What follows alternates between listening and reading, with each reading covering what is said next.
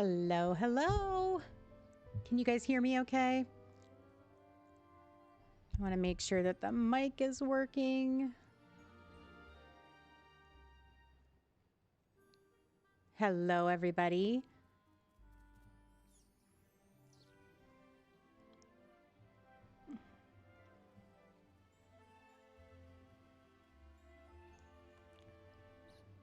How we all doing today? Audio's good. Excellent.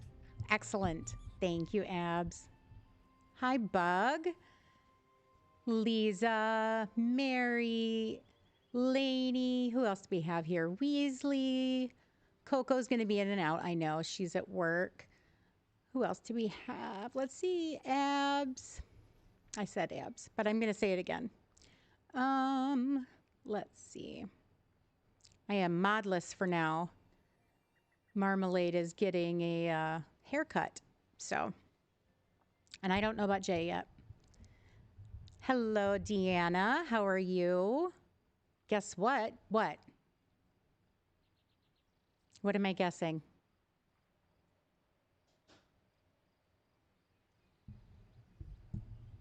I'm waiting with bated breath. What am I guessing, Bug?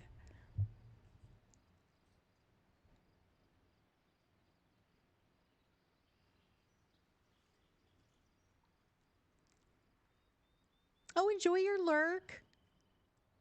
Nice to see you. Welcome, welcome. Yes, we're going to go over some definite good tips and tricks. Oh my gosh, that raccoon going across my back just made me jump. I did, Lainey. I did. Yesterday I decided to kind of take the day, just kind of you got ranked 294? Yay! That's amazing. Great job. That's fantastic. I'm so happy for you. It's always great when that happens, isn't it? Was it a snap that you least expected it? Because I know for me, the snaps that I either don't like or I least expect it always do the best.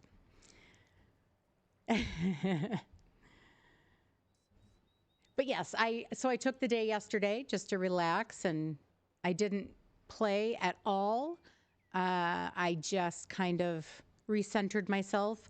I just watched very easy TV, and I literally just kind of lounged all day. Well, after work. I lounged after work, and it was fantastic.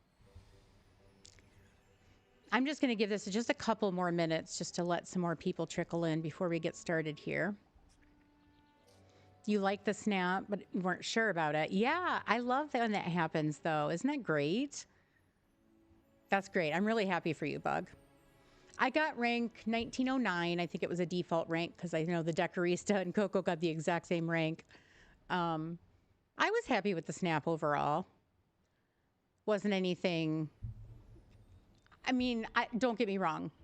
I really liked my snap, but yeah.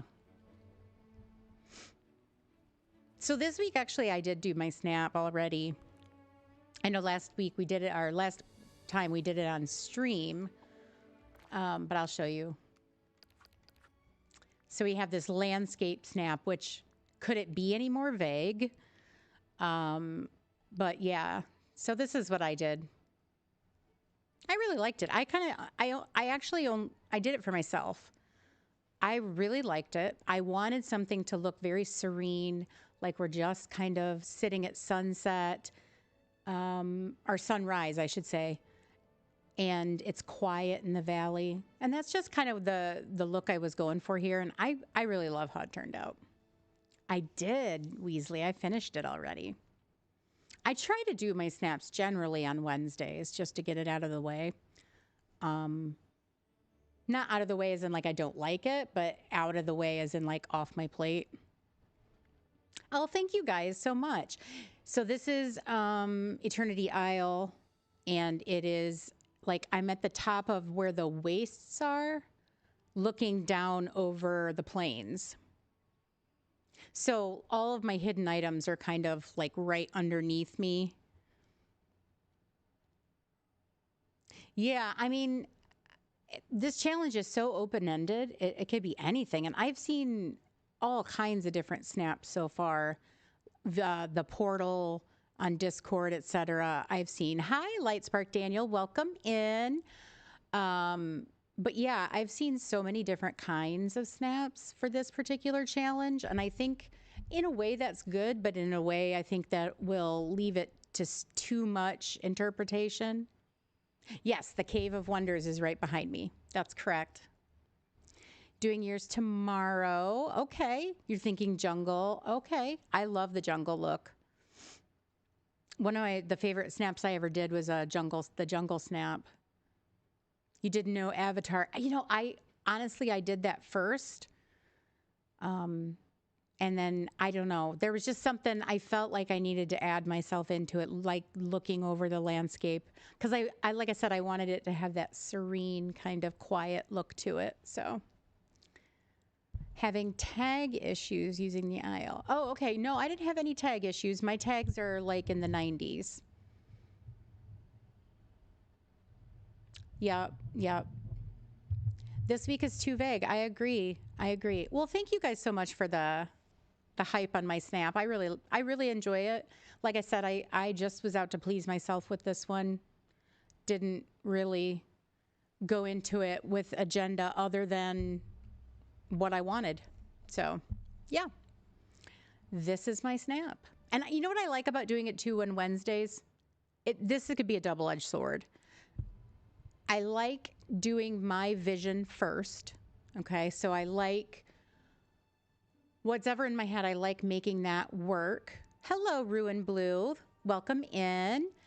So I like making my vision work first because I feel like if I look at too many other snaps, I get influenced and then I change my mind. But on the other hand, we can look at too many snaps and then think mine's not good enough. And then you start second guessing yourself. So it's a double-edged sword. It's a double-edged sword. Yeah, I mean, you're right. I think, Mary, I don't disagree with you about beginners being hamstrung a little bit in snaps. I think for beginners, the goal is to just make your screen and the picture as a whole as vibrant and eye-catching as possible. And to get your tags as high as you can, right? It's just about hiding items as well as you can, packing it full, etc. But yeah, I don't disagree with you. I think beginners are a little bit hamstrung in dream snaps at first. Okay, well, gave it a few minutes, so we'll go ahead and get started here. So this is the first Decor Camp, and you guys will have to let me know if this is helpful to you, if you'd like to see it continue, etc. But we're just going to go through some basics here. So this is just how I decorate. This is how I use what the game gives us, etc. It's going to be kind of a but not basic. I don't want to use that term basic because I want your decor to be as full and natural looking for you as possible. It's going to be mainly about using items in a simplistic way to get you started. Okay. So we're not going to go in here and design a giant fairy mansion at the start here. We're just going to talk about everything the game offers, what's a good way to look at it, how to use the items, locations, etc. Okay, so we're going to go ahead and get started here. I am up on the Meadow Island. I am going to let you decide if we want to just stay here and look at a house skin, or we can go to a location. So what would chat prefer there? Do we want to go on scene to either Storybook? We could go to Storybook Vale. We could go to Eternity Isle. We could wipe out a section of my village and go there. What's a place, or do you just want to look at maybe a house skin itself? What do you guys think?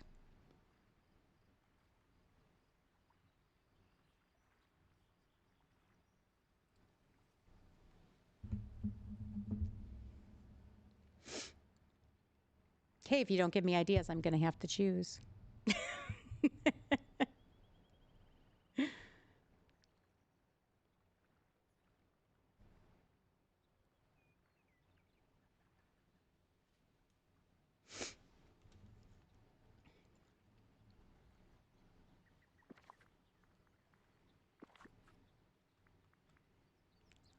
Let's look at the houses. You can struggle with doing a skin maybe. Okay, let's do that. Let's do a house. Let's throw a villager up here. Hi, Cradle. Welcome in. The question was, do we want to work on a house skin or in a biome? But I think we're going to pull out a house skin.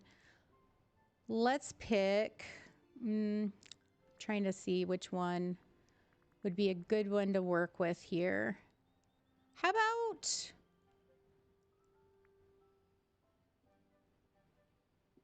you don't know the Veil or Eternity Isle? Fair enough. Fair enough. Let's pull a villager. Let's do Mirabelle. Something really bright here. And something that could be a little maybe daunting because it's so large. Okay. So the first thing I want to say, and this is absolute rule number 1 with decorating. Your valley is your valley. You aren't decorating for anybody but you and your villagers and whatever story you like to have played out when you're playing your game, etc. Your valley is your valley. So how you decorate is not how I would decorate. It's not how Cress would decorate. It's not how Mr. Star would decorate. It's just for you. Okay? So you need to have 2 things in mind when you decorate at all times. 1, does it make me happy? That is 100% the most important thing. And then the second thing is, does it function for the place that I'm putting it? Okay, so you're not going to want to place this giant house right in front of where you need to fish, right? You don't want to place this house right in front of your mining nodes. Hi, Mamba Jules. Welcome in. We're just getting started. You haven't missed much. So we want to make sure that we're always designing for ourselves in mind. How we play and what pleases us. That is rule number 1, hands down. Okay? And then the second thing about this is you want to make sure that you're picking a place for impact. So do I want to turn the corner and see her house right in front of me? Or do I want it behind some trees so I come out of a tree? You know, like place the house in an empty biome if you can. I always suggest starting with an empty place. Okay, so if we're going to pretend this is the meadow in full, we know this is the floating island and there's no ponds here, but we know where they are, right? So if this right here was the staircase, right here's the staircase coming down from the plaza. We know that we have a big pond here. We know that there are 2 small ones on the bottom side here, right? So I maybe don't want to place this right in front of the stairs. Maybe I want to place it off to the side of the water here in the smaller pond.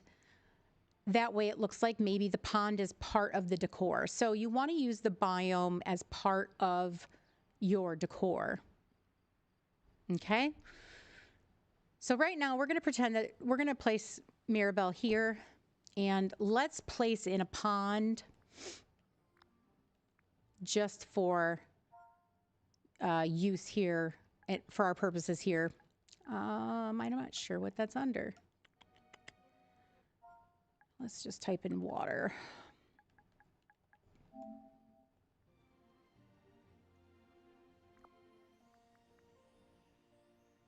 Okay, we're going to pretend, oh, that's really little, isn't it? Darn it. I'm trying to think of the name of that. What's the name of the frozen one? That's a good side. There it is, Wintry Pond. Pond. Okay, we're going to pretend this is the pond in the meadow. We're just going to place that down there. So what we're doing is we're placing Mirabelle's house in the meadow next to the back pond. So down here would be the entrance into the glade. Okay. So what I suggest is placing your buildings first. And it's my opinion that buildings can go anywhere. Okay. So if you want to try to place Mirabelle on the beach, put her on the beach. What we're going to do is learn how to decorate for the area and the house in combination, because you can do both and you can make them work together. So for example, I have Mirabelle right now in my glade, and she is, hello Christian, welcome in. She is surrounded by very colorful flowers, bushes, and decor, and it brings out the elements and makes them part of her house so it doesn't look out of place. So you can place houses anywhere. You can put Jasmine in the Forgotten Lands and make it work. I have turned my Forgotten Lands into Beauty and the Beast's Enchanted Wood. I have turned the Forgotten Lands into a giant fairy core build. So you can place things anywhere if you learn how to decorate correctly. Okay, so we've got Mirabelle's house here. Now, there are two ways to go about doing your decor. Well, three, really. One, you can go through your inventory and pull stuff out and put it on the ground. Okay? So I can just go through my decor list and start pulling things out that I like, and I can just set them down. I don't personally like this method only because it clutters the area and my eyes. And if things look cluttered to me, I have a hard time focusing on what it is I want to do. So what I like to do instead is I like to go through and I like to make things my favorite. So you can see all of the things right here in the top are things that I have already favorited for my Merlin build. Okay, so that's the one build that we've been working on. Things that I find interesting, things that remind me of magic or Merlin, etc., or I might want to use, I favorite. So we could do the same thing for Mirabelle here. So if I went down to, let's say, the decor, or the flowers, I'm sorry, foliage, and let's say I really like this, right? It's just pretty. I like fairy flowers, and I'm going to favorite that. What you do is you just hit whatever button it is on your controller and you want to mark as favorite. And then that will make it pop to the top. So when you start decorating, everything that you've liked, everything you favorited pops to the top of your list. Okay?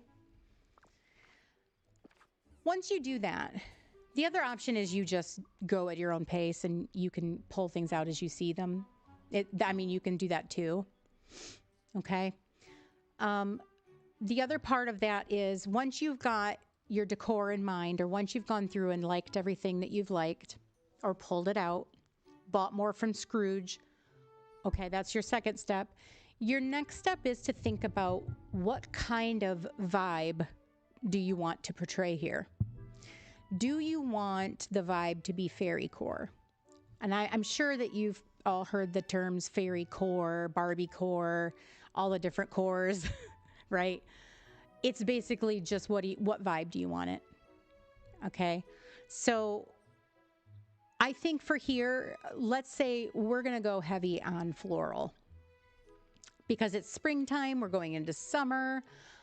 I'm feeling floral. I look at her house and the flowers are speaking to me. I want it to look natural. Okay. Now, for our Switch players out there, and I know this is something you will struggle with at times, is your item limit. And there's nothing I can do about that one for you. But hi, Lainey Faye. How are you? Oh, you know what? I don't have a mod. But before I forget, let me do this.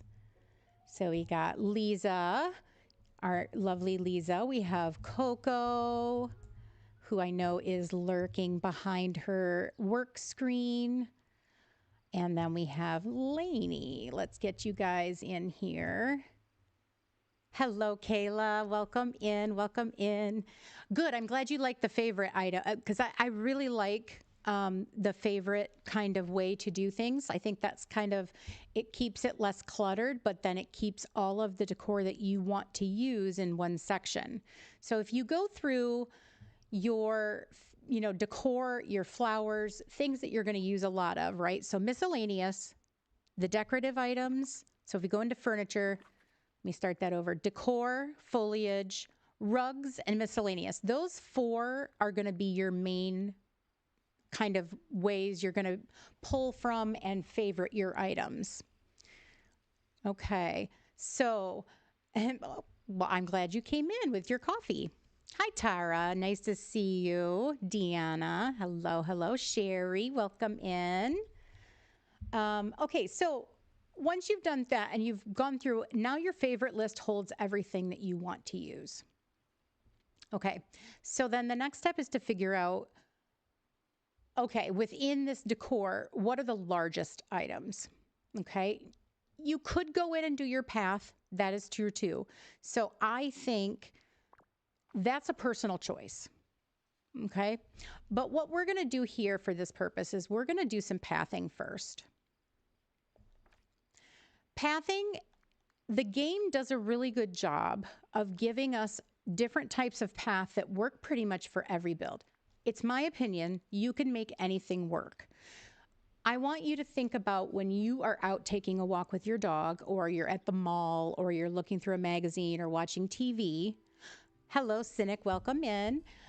When you're doing all of that, I want you to look down and around, okay? You can utilize what people do with their own areas for your own builds. So for example, if I wanted to think about, let's say I am walking around and there is a brightly colored house and they have created themselves what? Probably a porch, right? Or a walkway or a backyard. You can think about your builds in the exact same way. It doesn't have to be a straight path forward or a straight path back or to the side, anything like that. Think about creating a porch, okay? So if I want to do that and I'm going to use this brightly colored path here, okay, I am just going to create a little patio here, okay? So you can see matches very pretty with the door. Gameloft does a really good job of making sure things match in the same color story. There are a few items that I have issue with, and I have made comments about them before in videos, but for our purposes here, we're going to say everything matches, okay? So thank you, Gameloft, for making things match. But if we look at the trees here, we look at the yellows, we look at the blues, we look at the green, okay? We can pull out what kind of path we want to use based on that. Now, if you're walking through a town, the path that's on the sidewalk is done by your city, right? Or your town. It's not going to match what I'm going to use personally in front of my front door. So you can think about using multiple paths in the exact same way. So now that I've created my front patio here for Mirabelle and family, I can make it bigger, I can make it smaller. Let's make it a little bit bigger. Okay? And then once I've placed that, I can always adjust the house now around where I have placed this patio. Okay, and then I can add at this point, for you Switch players, this is where this kind of stuff is going to come in very handy for you. Using pathing and fencing as your decor is going to be key for you because it doesn't count, right? I'm going to give her a pretty little white picket fence.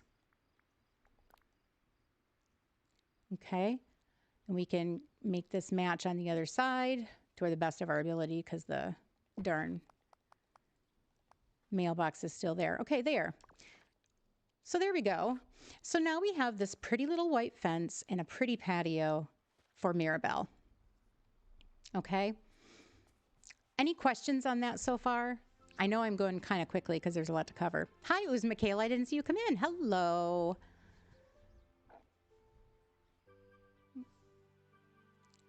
Okay.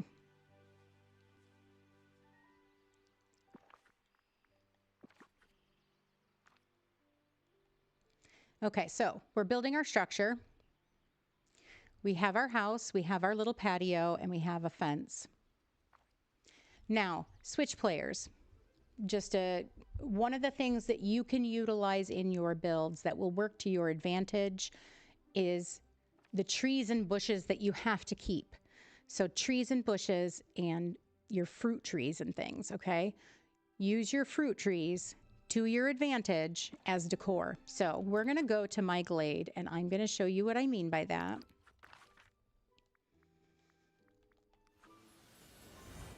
So let's load up the glade here.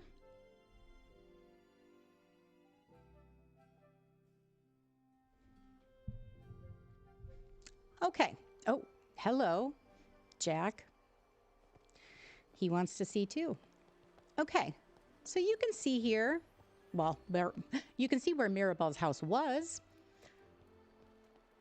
So you can see I've made a little plot here for my trees and my things that I have to keep in my valley. I can't get rid of these. So switch players, use your fruit trees and your bushes to your advantage. Use them as decor. So you can see we have these really pretty lemon trees with this bright green and the pops of yellow. Those go really pretty with Mirabelle's house. So those are things that you could line her patio with that won't count extra against your item limit. Okay, so I suggest always utilizing the items that you're made to keep in your valley to your advantage decor-wise if you're a switch player. Okay, so I just wanted to show you that real quick. So you can see I've paired different bushes together. It's very random. Yes, it means I have to run around if I need to collect anything, but I don't mind because you know why? I've designed my valley and it makes me happy. So I don't mind running around my valley. Oh, and speaking of Mirabelle, hello, darling. Okay. These are other, if you've gotten to this point where you get the dream fruit trees, those are fantastic around Mirabelle's house. Those definitely match well with her home. Okay. Let's go back to our build. Yes, Jack. Somebody's, for some reason, always there. Okay. So here we have our little patio. So now we're going to connect our patio to the rest of our village. Now, whatever you've kind of created your village to be. So if you've made your meadow more natural, or let's say you're doing a fairy core, okay, you're going to want to choose path that matches for everybody. So I always suggest using a natural type of path for your main biome itself. So the brick, this ancient path is great if you have Eternity Isle, the rock, and the leaf-strewn path, with or without border is up to you, and we'll get to that in a second. Or even the asphalt, whatever kind of look you're going for, you're going to want to choose one of these natural paths. If I'm creating an entire biome in gold, it's going to be intense, right? Or if I'm creating an entire biome with this bright green, maybe too much. I like the natural path because what that natural path is going to do, it's just like wearing khakis with a bright pink sweater, right? You're not going to necessarily wear bright pink pants with a bright pink shirt. Might be too much, unless you're in the 80s, and then I'm all for it. But you're going to want to choose a neutral to go with all your color. Okay? So we want our color story to stick in the main housing area. We don't want the color story to stick in just the path that we're using to walk from place to place, right? That's why natural concrete is the color it is. That's why pavement's black or pavement's gray or asphalt's brown, like whatever it is. That's why we're using neutral colors, right? We don't want to call attention to it necessarily. We want to use it to our advantage. I always like using in the meadow myself. We're just going to use this. I like using this stone path. This is something we all have, no matter if you've got Eternity Isle, Storybook Vale, it doesn't matter. We all have this. This is valley pathing that we all have access to. I will guide you to, what I'll do is once this video is done, I will add a link into the video for some folks that do a really good job with teaching you how to use pathing. I am not great at teaching on how to use pathing because I kind of go by braille. I don't necessarily do it justice. So I will definitely point you to those who do it justice. But yeah, so we're just going to say that we're connecting this path, our porch, to a larger section. And again, this is for you. A lot of content creators will say straight is boring. That doesn't have to be true for you. Straight might be, you know, I know there's a lot of people in our community who have really interesting ADHD. They can't focus when the path is too crazy. Don't worry about it. You make it what works for you. If straight, left to right, forward and backward works for you, that's what you should do. Okay? And there's nothing wrong with that. It looks great. If I have another house over here facing Mirabelle, okay, even if it's, okay, we're gonna go wild and crazy here. We're gonna put another house in here, and we'll make it one of the hardest ones, even if it's Vanellope. Okay, and Vanellope's house is in that back corner of the meadow, and how do we make that work? You can make the path straight back to her house. That's fine. It connects, right? We're connecting. It tells a fun color story. Maybe you're building in your meadow to be as bright and floral as possible. Maybe Vanellope works there. Okay?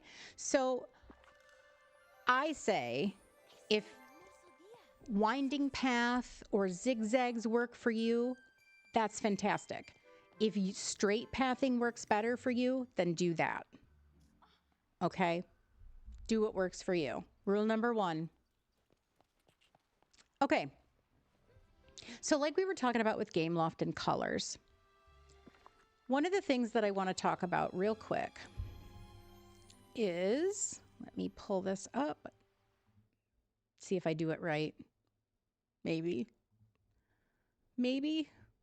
I'm horrible at this, and my daughter's probably dying 1,000 deaths. Oh, nope, I did it. Okay. We're going to talk about the color story. If you are not aware of how to pick your colors, I know I wasn't when I first started. Not everybody knows how to do the color wheel. If you go to canva.com, if you just type in a search, Canva color wheel, it will tell you how to pick your colors that coordinate with one another. All colors have an opposite color. So if we look at this color wheel, the color wheel will show us the main color, and then it will show us the matching color and the complementary color here. So if I'm working with yellow, it's going to show me that the opposite color to yellow is blue. That just means that those two colors match with one another. Okay, so if I'm concentrating on Mirabelle's house and I want to pull out the lemon yellow colors from the lemon trees that I'm using, I can maybe go to a lighter shade of yellow, and it's going to constantly adjust. You can see that this will move with me as I go in and out, and it's going to always pick the complementary color. That will help you pick the right items for yourself. And when you create a build that's not necessarily one color, but multiple, it will work better in a build visually. And this is true for dream snaps as well. So maybe I am making my pathing here is this seafoam green color. And I can see that there's this like kind of a reddish magenta color popping up as my complementary color. Okay, so you can see here, what I can do is I can pick maybe chairs for my porch, or I can pick the right flowers that maybe I'm using not necessarily just the teal flowers, I'm using a red flower on top of it.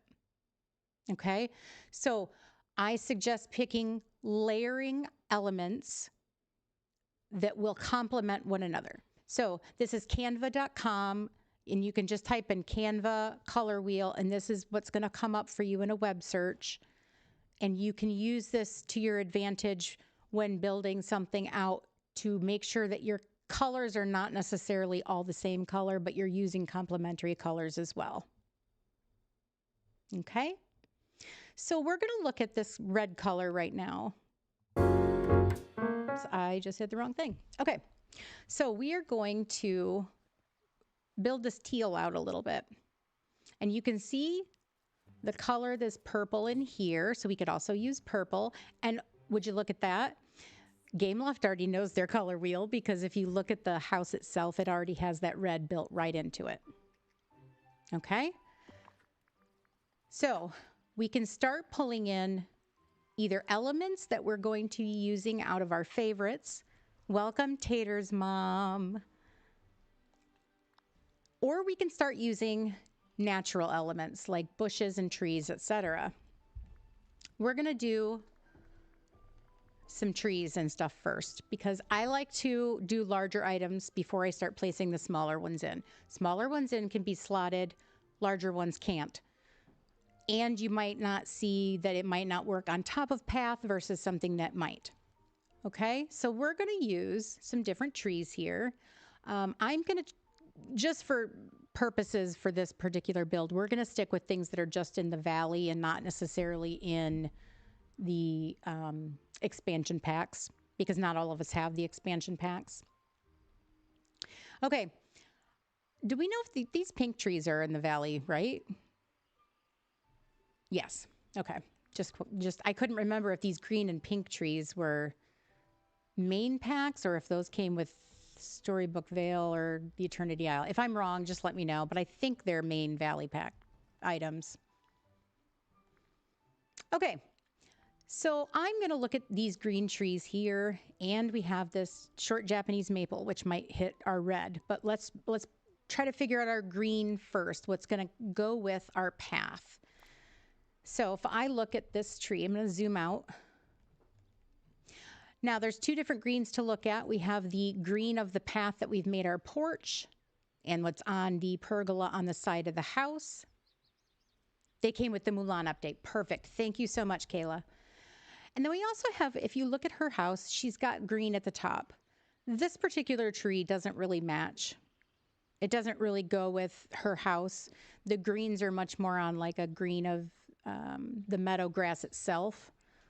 So let's go and look at the next one. Now we have this maple tree. This one is a little bit better. So we can see here, it kind of matches the green at the top of the house. Not so much the path. So I'm not thrilled with that yet. Let's look at this tall maple. Okay. This one matches the house a little bit better, not so much the path. Now, if you've gone through all of your greens and nothing is coming up aces for you, what you can do is just move it. This is just a tip. Move it away from the color that you think it clashes with. So what I want to do here, I want to move it to the other side. Now, you can see as soon as I did that,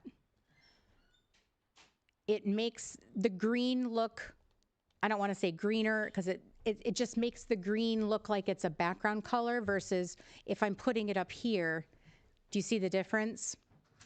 If I'm using a green at the front of the build right next to this path and door versus if I just move it to the back, it's going to let both colors shine, but individually. Okay? So we're just talking colors here. We're just going to place that down. And then the next color we want to look at is this red, right? We've identified that this is possibly a red. Now, if I put this red over here, it looks okay, right? It's kind of blocking off that green now and making the green look weird. So we're just going to move it again. We're just going to do the opposite. We're just moving it. Now, do you see what that did? Let your eyes follow the tree. So you can see here, it distorts our green color here. If we just move it to the opposite side, all those reds in the house now pop out all of a sudden because the green and the red here are combining to make a different color. It's not that they're mixing, but your eye combines the color and it makes those colors work against one another instead of with each other. So we're just pulling over to the other side, and now all the reds on the house will pop a little bit differently. Okay, so now if I place both those trees down, you can see how they are working individually in tandem with the build itself, and all the colors are singing their own story now. Does this make sense? If you have a question, please let me know while I take a quick drink. Hi, Sarah, welcome in.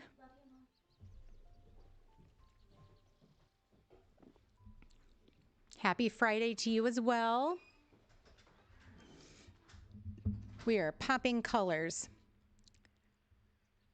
Yes, 100% bug. Something so simple as just literally swapping sides based on where you're placing a color. I'm glad you're liking it, Mama Jules. That's what Decor Camp's about, right? We're going to learn the basics first because that's the most important part. If you don't, we got a letter from Gameloft. Okay. I'll have to look that up real quick. Makes sense. Okay, great. I'm glad that makes sense. It helps to see it too, right? Like just take your time with your colors first and your build will go a lot quicker. Okay, so now Mirabelle has a porch. She has a pretty pond. She has a cute little patio. Okay, hi Takia, welcome in. Okay, so now we're gonna build out a little bit more. We're gonna add some bushes and things for her. Now, the type of bushes and things that you use are going to depend on kind of what you're going for, right? Or what you have access to. Again, I'm just going to use things that are available in the main valley. One of the absolute best things to use in the meadow, really anywhere, and I have made this work everywhere. There's not a grass that I haven't put this on, is a Peaceful Meadow Greenery bundle. This one right here. Switch players, this one's going to be very important for you. Okay? This one's going to be very important for you because it takes up a lot of space and it's beautiful, right? And it's pretty much what, 3 rocks and 3 bushes, but it only takes up 1 item limit. Okay, now I'm going to want to place this on the green side, and we can place this anywhere. Okay, so those are things that I definitely recommend using. And the nice thing about using these is you can put other things with it. Okay, so if I place this down, I can then take a different item and I can place it with it. You can get pretty close. So if I use this butterfly flower, you can see how close I can get here. Okay, butterfly flowers are your friend. They pretty much will match and look good anywhere. Again, there's not a single place I haven't put these, including in the Frosted Heights. So you can use these at anywhere, okay? You can see that they look really good with Mirabelle's house. Again, we're popping out colors from the path here. You can see that purple, and you can also see the trick with butterfly flowers is you can place them directly on pathing if you'd like, so they can get as close as you want to get them. So these are a very fantastic item to decorate with. Okay. So I'm going to go ahead and I'm just going to put one down and we're going to take a look at eye level. So this is another tip. Make sure that you're coming in and out of furniture mode. You want to make sure that you can walk around everything and you're not getting trapped. So you can see here, I can walk all the way around. So let's say I am just picked a piece of basil that I want to, and it's exploded, and I want to get all of the basil that just came out. I can now run around everywhere. I'm not getting caught on edges, etc. So you want to do that. Every time you place an item, you know, every maybe 3rd or 4th item, do that, run around your build. And then I want to make sure that it looks good at eye level because this is where you're going to be playing your game. You're not going to be playing in furniture mode. So make sure you're coming in and out of furniture mode. Okay? Okay, you guys have me curious. We have to look up this Gameloft letter. Let's go over this. Let me pull it up here. Let's go into Discord. Let's see, Dreamlight Valley. Social posts. Save the date. Okay, you have my attention. A special developers update is just around the corner. Mark your calendars and join us as we dive into our next free update and beyond. Okay, well, Tanny was right. Pirates it is. We are seeing definite pirate vibes here. June next, or this coming Wednesday. Wow. That's exciting. I wonder if we'll see the mermaid part too, but definitely pirate. We'll see what they add on to that. These are items that we already have. So, well, that's fascinating. Awesome. Thanks for letting me know, Steph, to check that. I appreciate that. I appreciate that. Hi, Gabby. Welcome in. Oh, thank you so much for stopping in, Lainey. I really appreciate you. Thank you. Okay, go into your mailbox. There's something there too. Well, okay. Let's go check it out. We'll take a little break.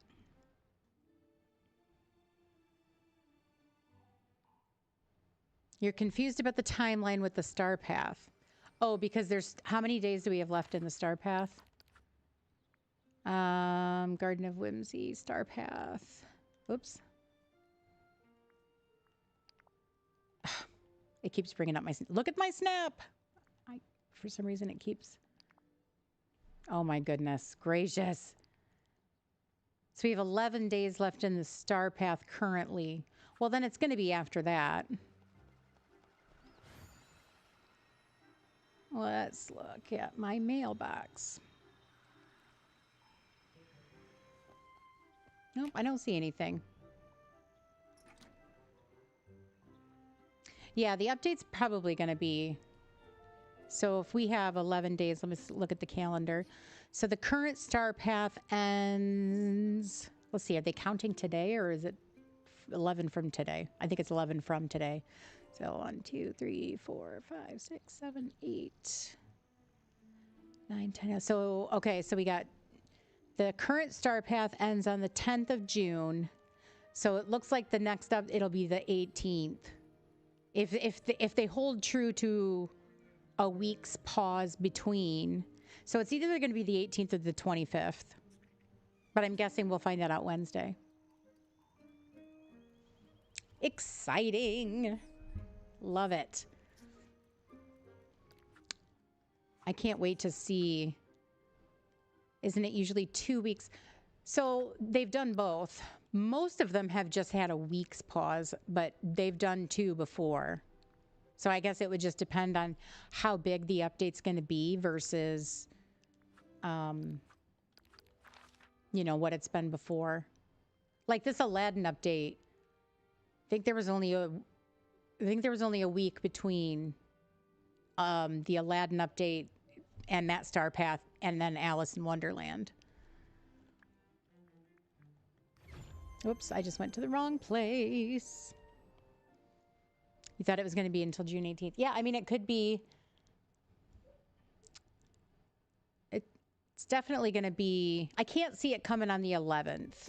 I can't see it coming the day after the star path ends. So I would say the 18th or the 28th. It's the 18th, you think? Yeah.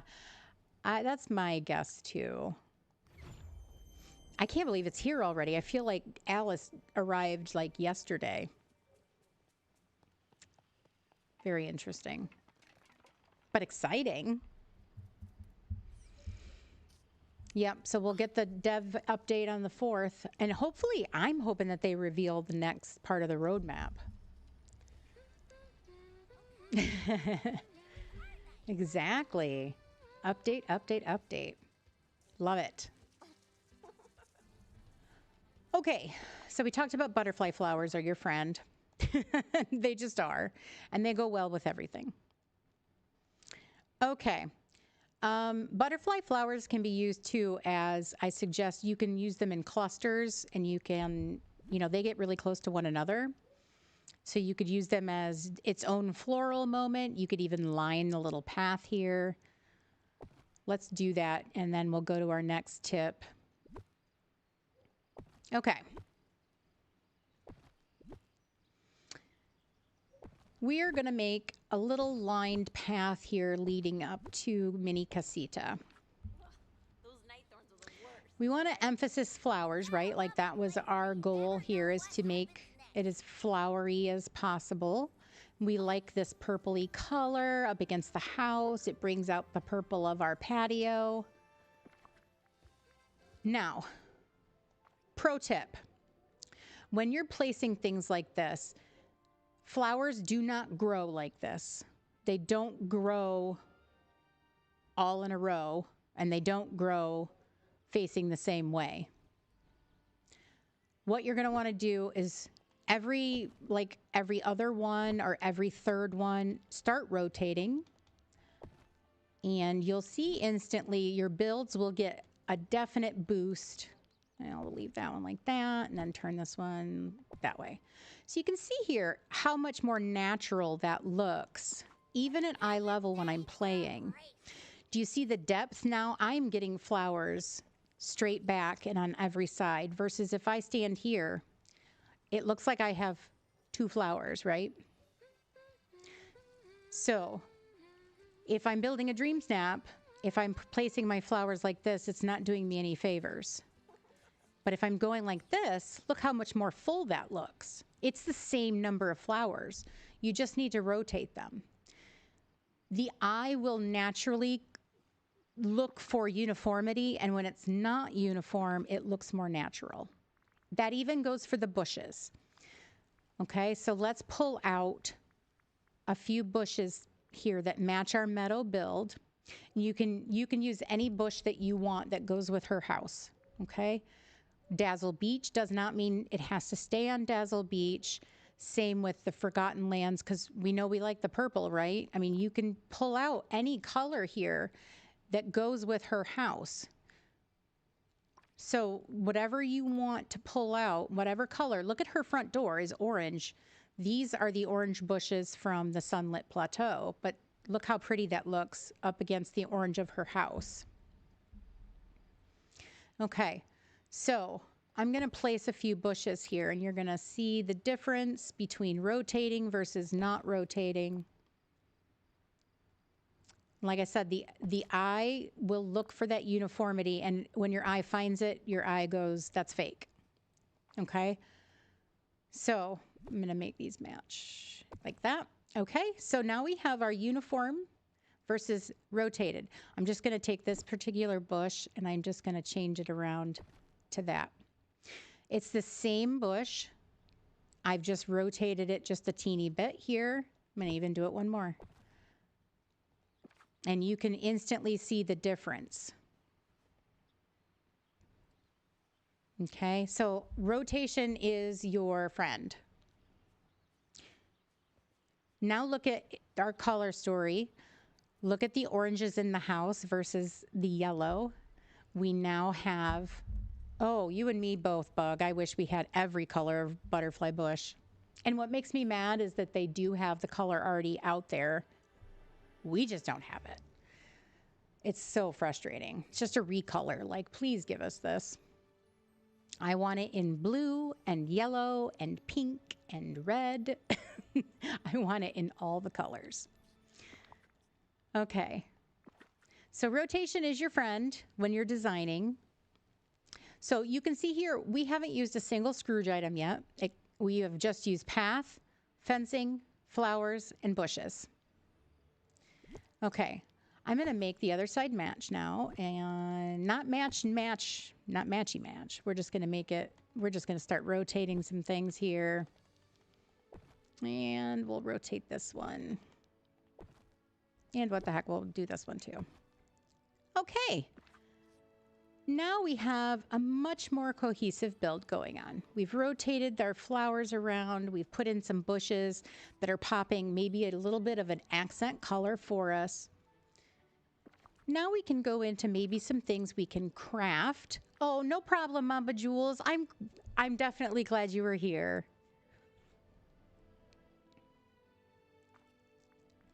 Okay, I'm going to look at some of the things that we popped into our favorites. Let's take a look at this one. I love this item. Now the question becomes, it's the largest item that I have on my list of items that I've pulled. Do I like it in this particular build? And I'm not so sure I do. I've kind of got this naturescape going on, and I feel like this adds too much fairy into the build that I'm going for. So that's okay, right? We can say, I am not going to use that right now.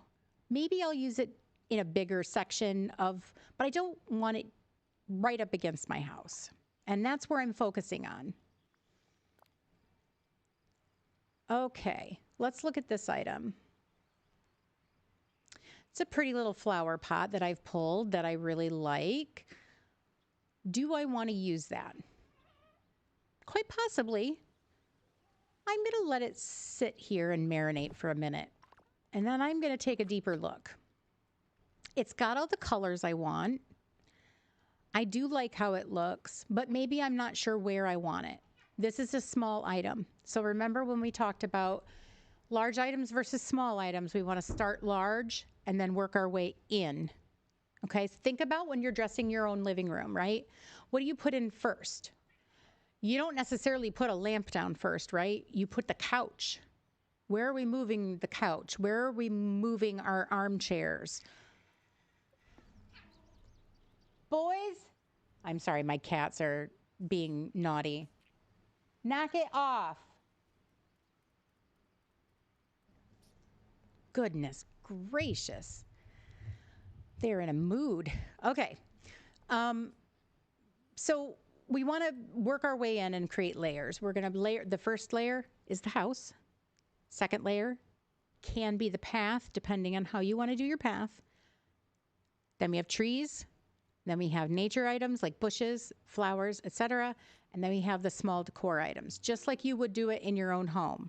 So if I'm working in the living room, where's my fireplace? That's going to be like my house, right? Because that's a fixed place. The next item would be the couch, larger items first. And then maybe I'm going to, based on where I've placed my furniture, I'm going to put the rug down. So you see where I'm going with that? You're doing layers.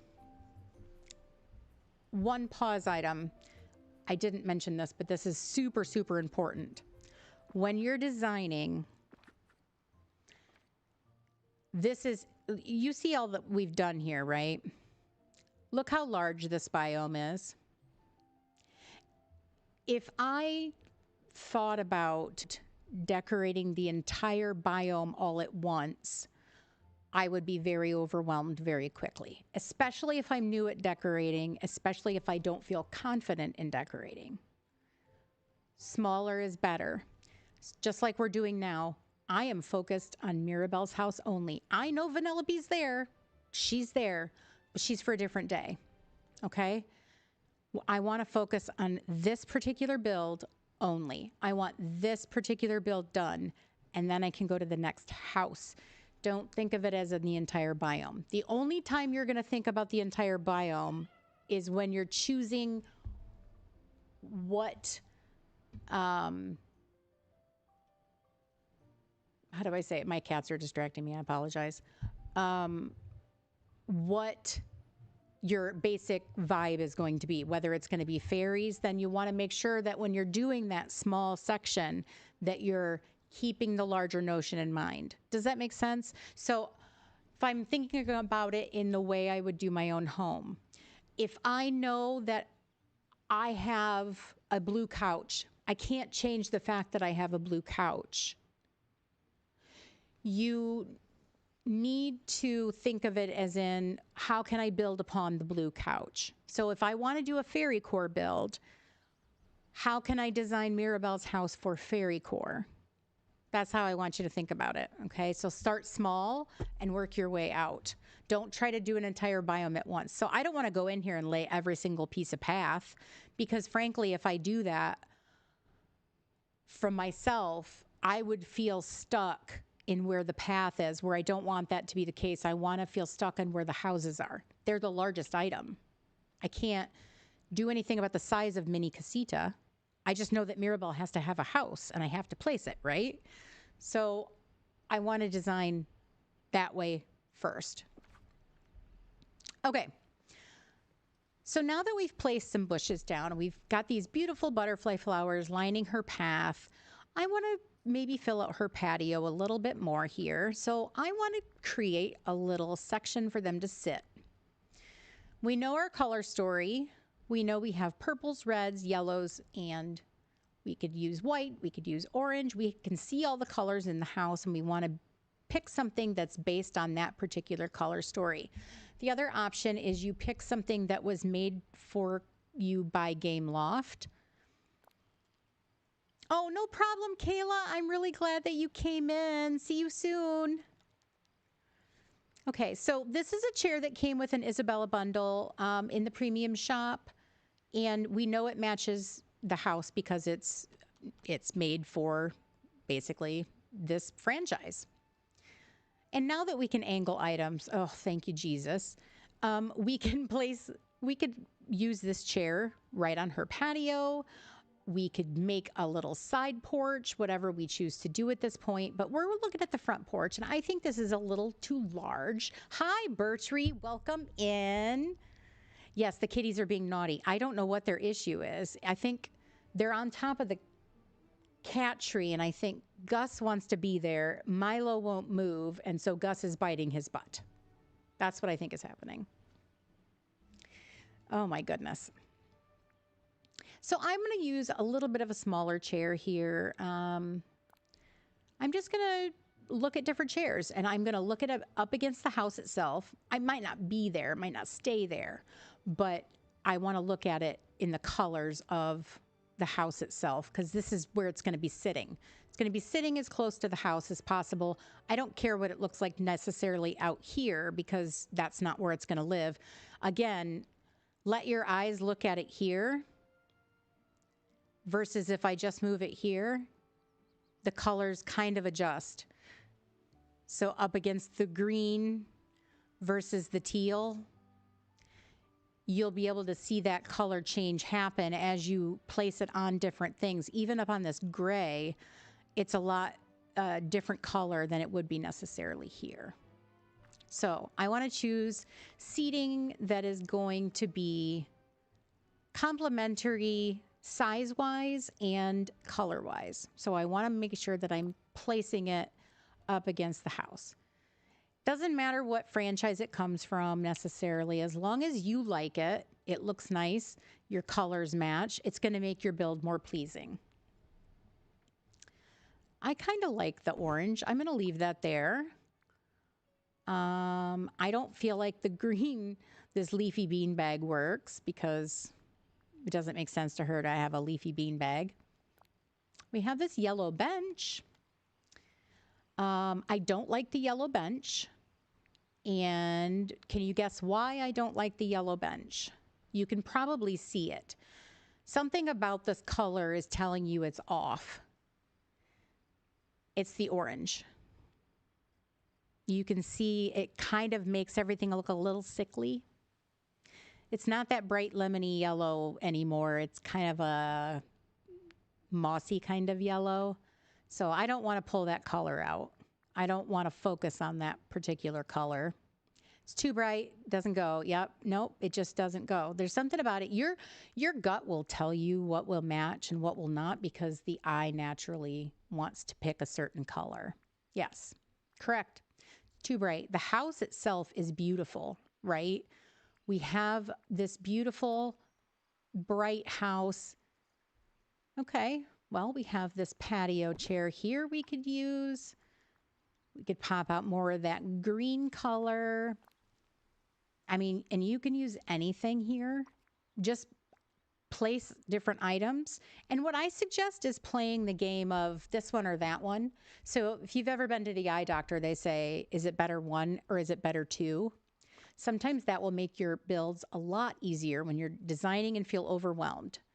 So I have 2 chairs. Which one do I like better? Do I like better one or better two? What do you think, folks? 1 or 2? This is 1. The green one's 1. The orange one's 2. I'll take a sip while you let me know what you think. Better 1 or better 2? And there's no right answer here. This is literally, we're just pleasing ourselves. We know they both match. We know that they're not throwing a weird contrast color out there. Which one do we like the best at this point? You like 2? The Animal Kingdom house. Okay. Perfect. So you guys are all picking the same thing. There's a reason for that, right?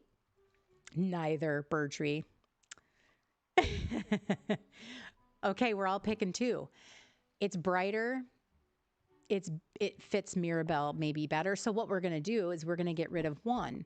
We've picked another one. If we're still not sold necessarily on 2, let's say we're letting Bertree pick our chairs, we can now pull another one out and we can play the game again.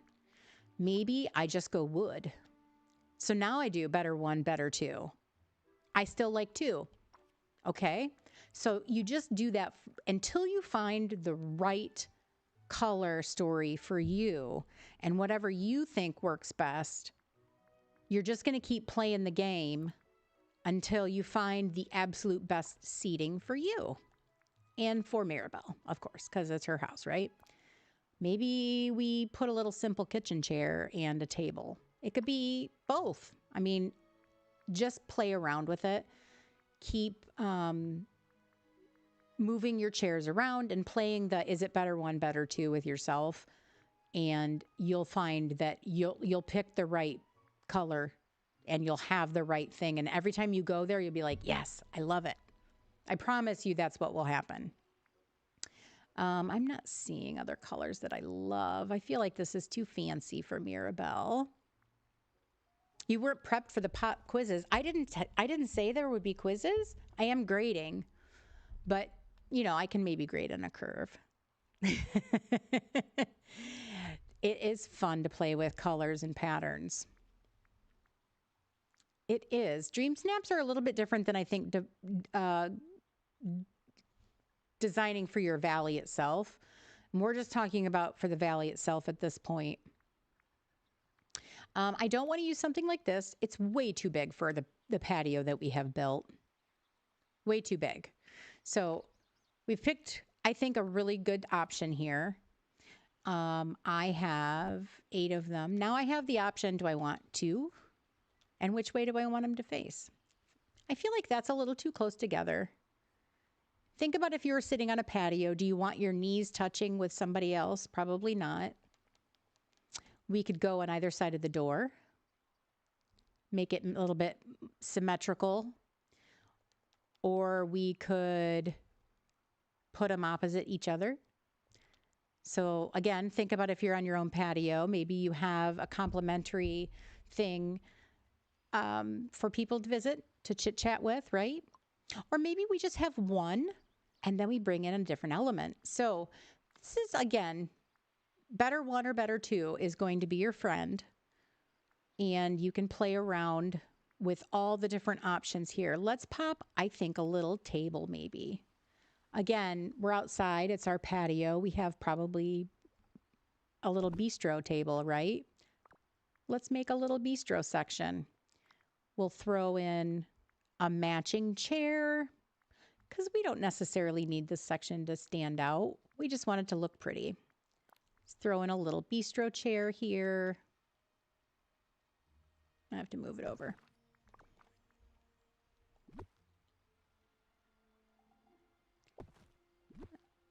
Okay. So once you've dressed your patio, my suggestion is now let's go in it and make sure you can sit. And I cannot sit there. It says sit. Did it say sit for a second or am I crazy? Oh, it does say sit, but I don't think I can. No, see, she won't sit. It's too close to the table. I just need to angle it more. So this is why we go into our builds. And now I can sit. And the reason I say to do this, honestly, it doesn't have to be angled so anybody can sit there. You could just dress it how you want it, facing the table, so no one can sit there. I personally like my tables and chairs to be angled to the point where I see my villagers using them. There's nothing like, to me, walking into the plaza and having like a picnic table and seeing Olaf sitting at it, swinging his little feet. I like my villagers to use my builds. That's just a personal preference, but you don't have to. Okay, so we can see here, we're layering up mini casita quite nicely. What's the next thing we can do on a patio? We could drop a rug. Again, layering. Looking at your colors, sizes, and then picking layers. It does not have to be from this particular franchise. Whatever works. So it doesn't have to be this bright pink rug. You know, like, oh, well, that's Isabella's rug. We have to use that one. We don't have to do that. We can use whatever we want, whatever works. I could use this like little bath mat if I wanted to.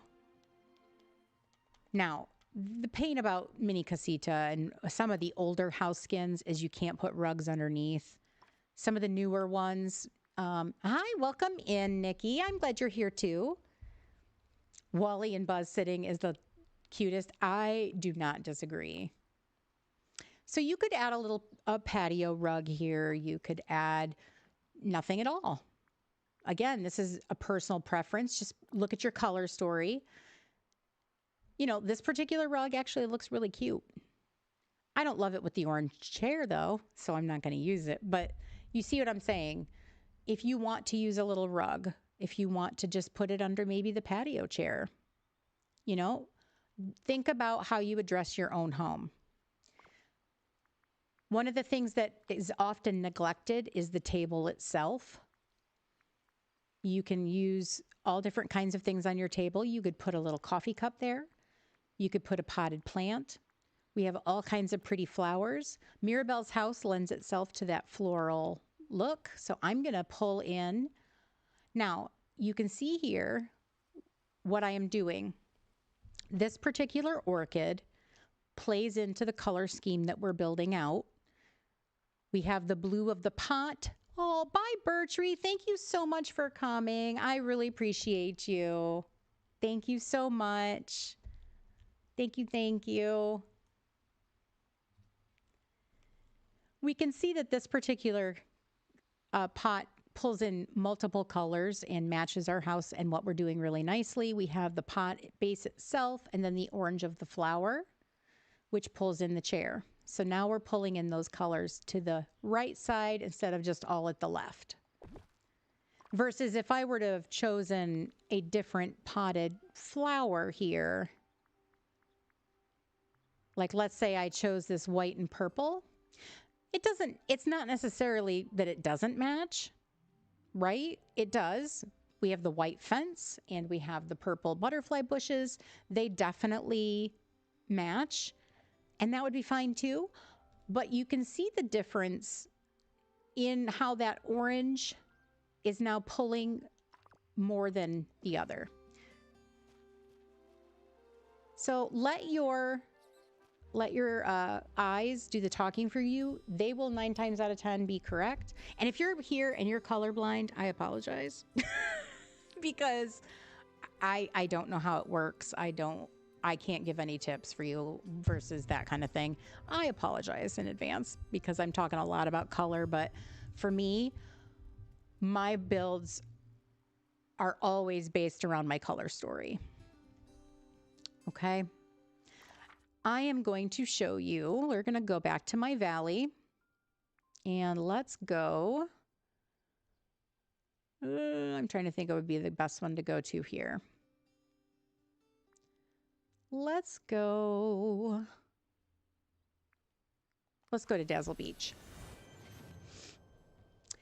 So I've said before, I'll say it again. I think personally that you can make any particular biome look any way you want. I have turned my beach into Greece, not ancient Greece, but like Greece today on the beach. And if we know anything about Greece, is that it's very vibrant. If you were to look up pictures of Greece, it's a lot of blue, a lot of white, bright pops of pinks and yellows and things like that. So that's what I've kind of done here on my beach. You can see I've used lots of different natural items to use different colors, but you can see the beach chair that I chose matched these bushes. I don't have the bushes right up against it because that'd be too much, but you can see my color story, that pink along with the white and green will play through my entire beach. I might have decorated the items separately, again, small builds first, but I've chosen to use the same particular colors throughout this entire section. So I just suggest, playing with color is going to be your friend. That's definitely going to help you when you're designing. And the colors are going to dull because it's raining. Because why wouldn't it rain? Now you can see I have Hades here. And yes, his house kind of stinks because it's covered in orange. But I don't care. The way I played with that, the pots that I used have gold. And so they match his house. I pulled in a fountain with a flame on it. And the trees are yellow. So I didn't them. Just like we're doing with Mirabelle right now. We're playing with the colors that Game Loft gave us because we can't change those. That they are what they are. Same with the house that I chose to put closest to the Frosted Heights is the one with the blue roof. I didn't use the purple one. I used the one with the blue because houses are right up against it. So as you're building out your valley, you'll see how much importance Game Loft gives in color and how those colors will work either against you or for you. I just suggest saying that you make them work for you because if you work against them, you'll be frustrated instantly, for sure. For sure. Are we getting some buffering? I'm not seeing any buffering here on my end. You are? Okay, try restarting your stream. It might be because of the rain. Let's go back to our floating island because there's not as much. It could just be... Let's see here.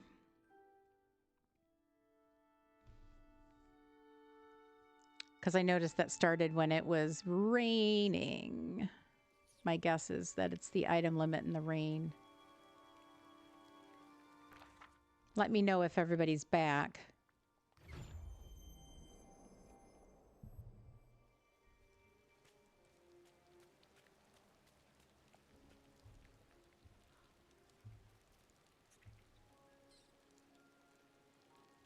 Everybody back?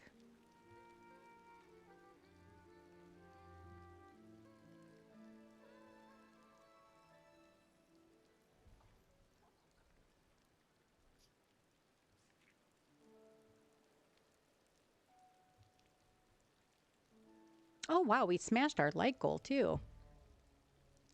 Let me change that. Good now. Okay. Yay. I just wanted to be sure. Okay, listen.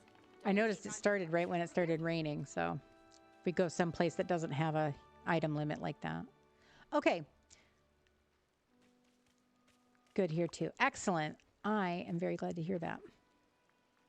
Okay, so we're talking about utilizing the items to make them work for you and the colors.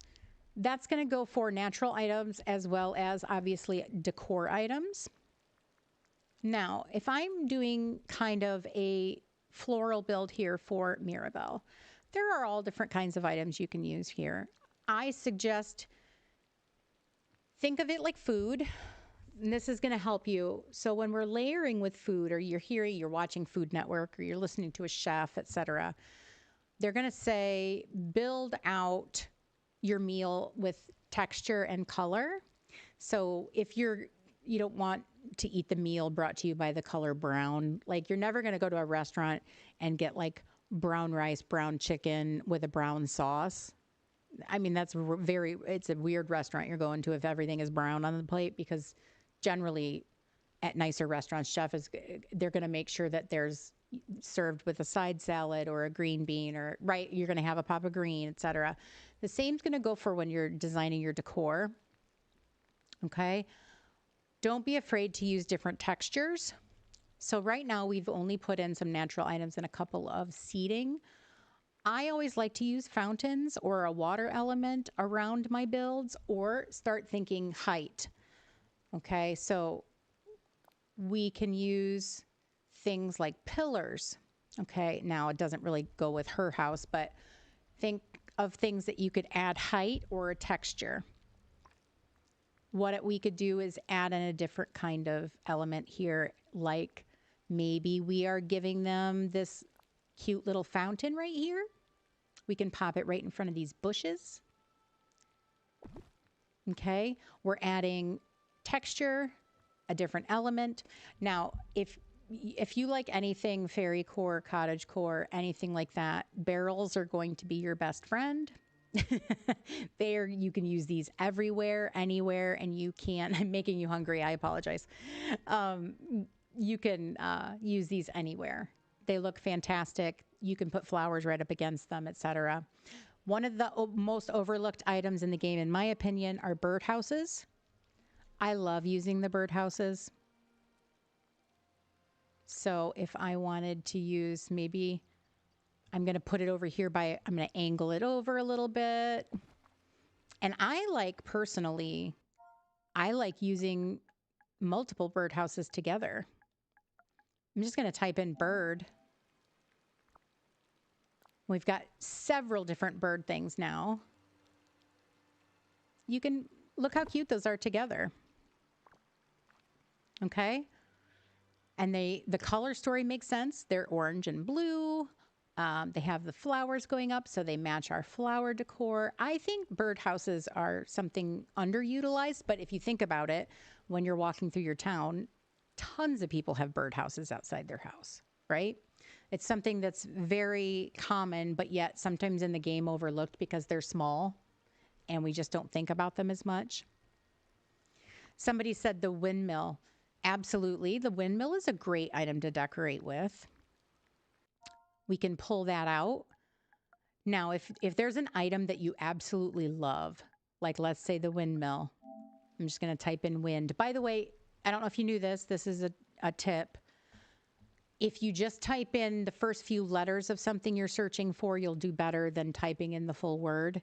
Because let's say, it's a good one to use here. We just talked about, oh, hold on. Let me go back. If I type in castle, if I type in walls, I'm going to type in wall. I'm going to put an S on it. It's not going to bring up anything. So you have to be careful if you're typing in the full word that you spell it exactly how Scrooge's has it spelled. Otherwise, it's not going to pop up for you. So that's just a tip. Just type in the first few letters. So I'm just going to type in W-I-N. It's going to bring up everything with that. So you can see here, anything with the W-I-N is going to pop in. Ooh, I'm in my favorites, aren't I? I'm in furniture. I'm going to go in decor. I'm going to go in all. There we go. I might not have any, to be honest. I use them a lot. So yeah, no, I don't have any. I can't really check that.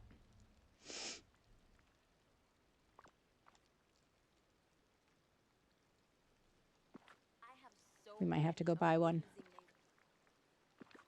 Or is it under? It's not a Scrooge item, is it? I think you're right. Now that you're right. The windmill is DLC specific. Yes. Yes. This is true. It does look really good with Mirabelle's house, though. I have used it before because like I said, Game Loft knows what they're doing. They do match things to existing builds. So you can see that yellow and the terracotta of the windmill and the flowers are the exact same in Mirabelle's house. So for what it's worth, this is with the Storybook Vale expansion pack. If you are interested in thinking of doing the DLC and which one you want to get first, this windmill is part of Storybook Vale. As are these flowers here. You'll see these a lot. The pastel bushes and the ever-growing. Okay. As are these cypress trees. So yeah, Storybook Vale, tons and tons of foliage. That's I will say, I think I liked, if I had to pick, I think I liked the storyline and everything better in Eternity Isle. And I love decorating in Eternity Isle. But I think the foliage package that we got with Storybook Vale is supreme. It's tops. You can't beat it. It's fantastic. Because that's where we get the big mushrooms too. Okay.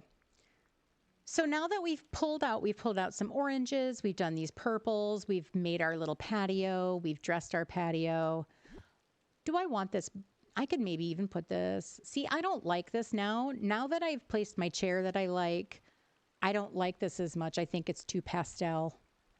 I don't like it as much. I'm glad I didn't use this first. That's why we do big items first and move to smaller ones, because had I had this pot sitting here, I don't think I would have picked this pretty orange chair to go with the pretty orange flowers. Like, I don't think this matches what I want it to do. So I'm going to get rid of that. Okay, so now we can start building out from here. And this is where you can make deeper decisions. If we left this build exactly where it is, it's beautiful. Look how cute it is, right? We've only used a few natural items. We've only used a fountain, a couple chairs, and a couple birdhouses. But look how full. Oh, look, see? Look at Mirabelle sitting there. That's why you angle your furniture, because look how cute that is. Now she's sitting in her own little patio. It's adorable. So yeah, make sure you can sit. If you like seeing things like that in your valley, that's why we sit. That's why we test it out. Okay, so now that we've kind of dressed this front, we know that everything should be 360. We can see back here that it's completely empty. You have a choice that you can do here now. We can make a back patio. Depending on the biome that you're using and depending on how much room that you have, okay, you could put, even if this is overlooking the beach, right? Because we've said we were placing this in this back corner of the meadow. You could just pop was it a hammock? Are they listed as hammock? I think they're listed as hammock. So I'm just going to type in HAM. And now we have our pick of hammocks, and I can pick the color I want the most. I don't want to necessarily use that. Let's see. We don't really have this blue color on the back side here. I think the orange will probably work the best. So if you don't have a ton of space between the beach overlook and your meadow build, you can do that. Just make a little hammock. Again, using your own backyards or your neighbor's backyard as inspiration, do the exact same thing. We can even pull in the tree and we can kind of make it look like it's connected or that it's got some shade. Start adding layers of trees, bushes, etc. Uh-oh, we have another post. Okay, let's pull up our social posts. Let's take a look.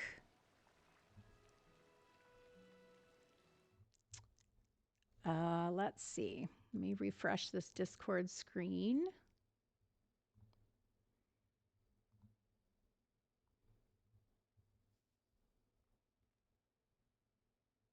Okay, here we go. So we've got pirate and monkey. I mean, that one's kind of obvious, right? We're getting another monkey skin. Pirate. Hi, Butterfly Pam. Welcome in. We're looking at the emojis that Gameloft just posted.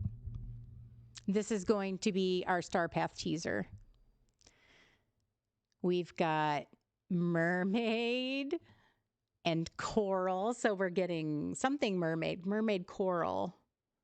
Are we getting more like water decor to decorate the beach with, maybe? Because that could be mermaid or coral. I mean, I don't see how they go together.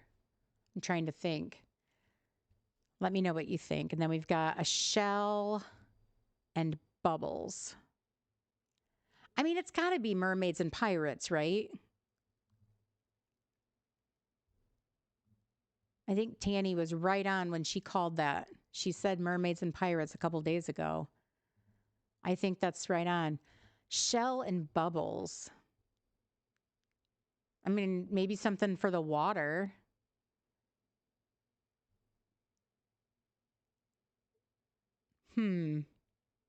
Mermaid coral. I mean, I'm guessing this is just natural decor stuff we're getting. Mermaids and pirates, though, looks like our star path. I am all about mermaids and pirates. I don't know about y'all, but that's exciting. What do you think about the emojis? Got to be, right? I know. I mean, it's got to be something with natural items. Yep, Steph, I agree. I think Tanny was right on.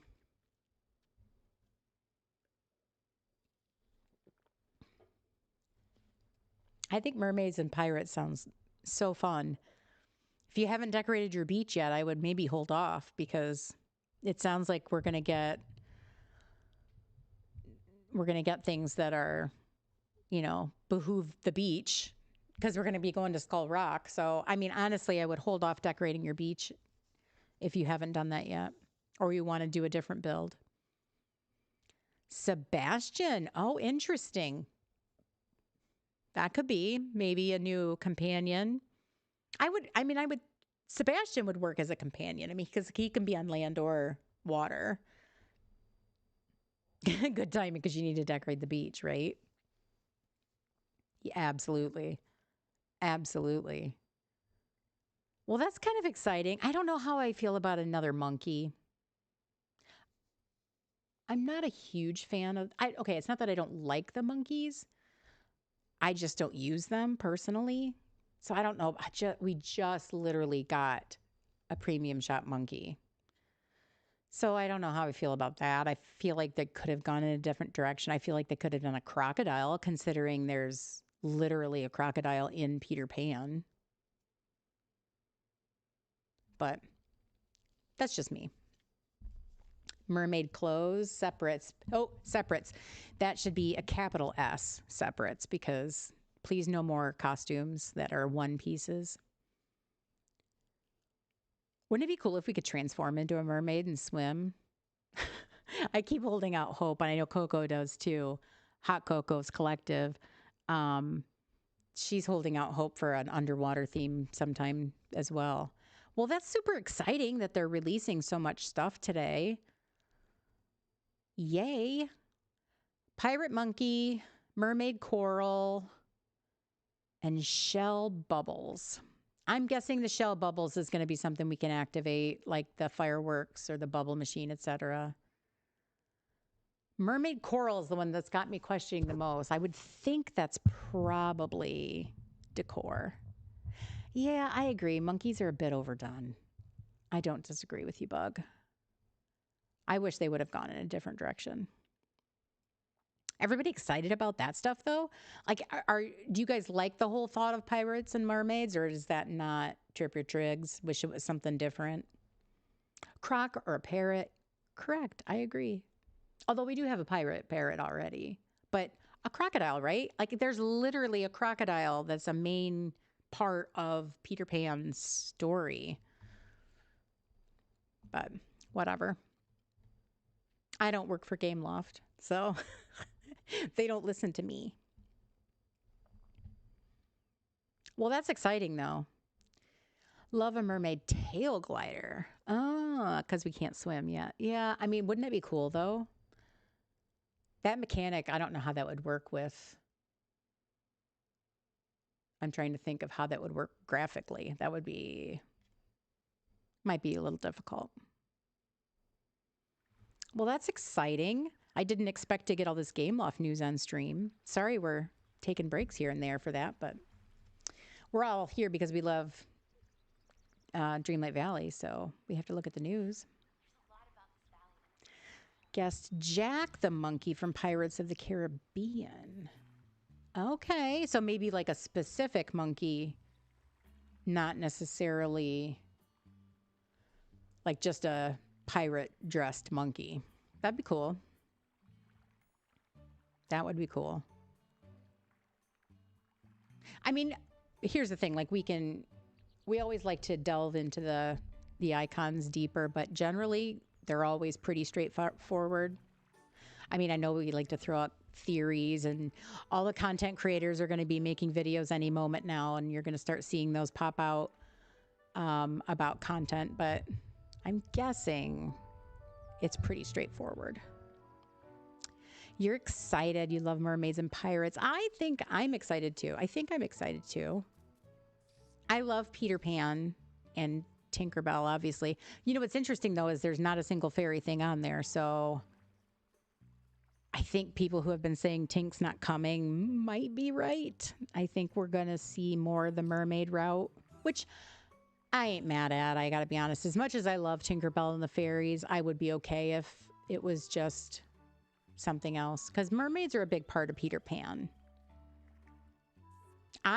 Honestly, so okay, this is just my spiel for the second that I'm thinking about it. I like Peter Pan the movie a lot. I love Tinkerbell. I love I love the mermaids. I love even the Native American story part of it, which is a little inappropriate now, but oh my gosh, Penelope sitting on the hammock is just so cute. But at any rate, my hope for this update is not necessarily just like the Peter Pan stuff, pirates, mermaids, great. That's all great. I really hope that we integrate the forgotten into ourselves and we just get rid of the character. I can't stand the forgotten haunting my steps everywhere in the valley. The voice drives me crazy.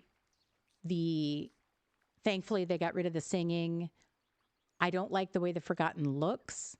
I don't like that they constantly match what our hair's doing or whatever the case may be. Like I just want to absorb the forgotten back into ourselves. And if you think about the story of Peter Pan, that's kind of what it's about. It's about embracing your childlike self. So I hope we embrace ourselves, and that's done. So that's my spiel about the forgotten and Skull Rock and all that. Big twist, King Triton is coming. Wouldn't that be fun? I would be all about it. Him and Ursula fighting would be amazing. Tinkerbell has her own movie. She can join with the other fairies. I agree, Jessica. I don't disagree. Hi, Decorista. How are you? Welcome in. Welcome in. I don't have a mod, so I'm going to pop your thing in chat. Oops, while I'm thinking about it. If you're not following Decorista, please do. She's fantastic. And she's super funny. We're talking about the emojis that just dropped. I don't know if you saw them, but looks like we're getting Pirates and Mermaids Star Path like we had talked about earlier. Excited for the developer update. I know. This coming Wednesday, I'm hoping that we get the update news as well as the next part of the roadmap. But that's just me wishful thinking. Wishful thinking. So if you didn't know, the Decorista is an interior designer in real life. So we're talking about color story, the color wheel, how to use houses to your advantage. Oh, she likes the orange chair, folks.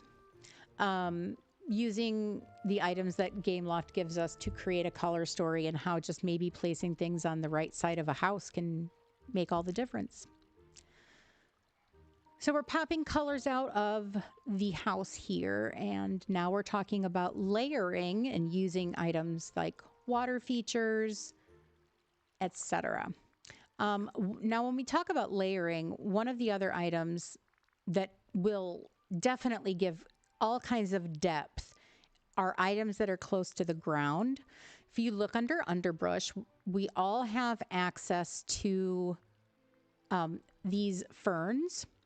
Some of the ferns can go over top of pathing, some cannot. So just play around with whichever ones you think work well.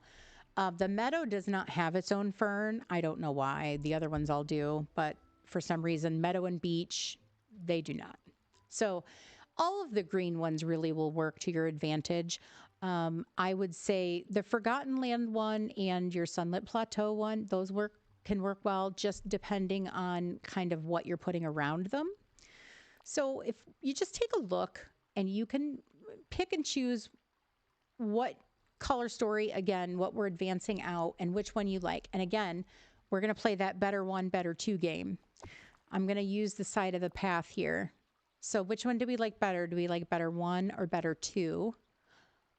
Right now, I would say better two. I think this green one maybe blends in a little too much. And I don't like that particular green. I don't really like it going along with all of this teal color and the dark green here. So I like better one. Now we'll put out another better two. So better one or better two. I think I still like better one. Let's look at the Forgotten Lands. Now you can see this one doesn't go over top of pathing, so we'd have to pull that way out. Better one or better two. This one could go either way for me. I think now it depends on what's our overall look for the meadow. What do you all think? Better one, which is this one, or better two? What are we going with? Because either one to me work with the color story that we're doing right now.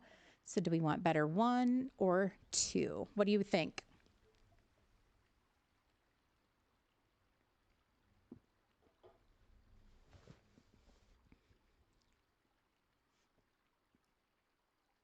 Okay, you like the purple one better?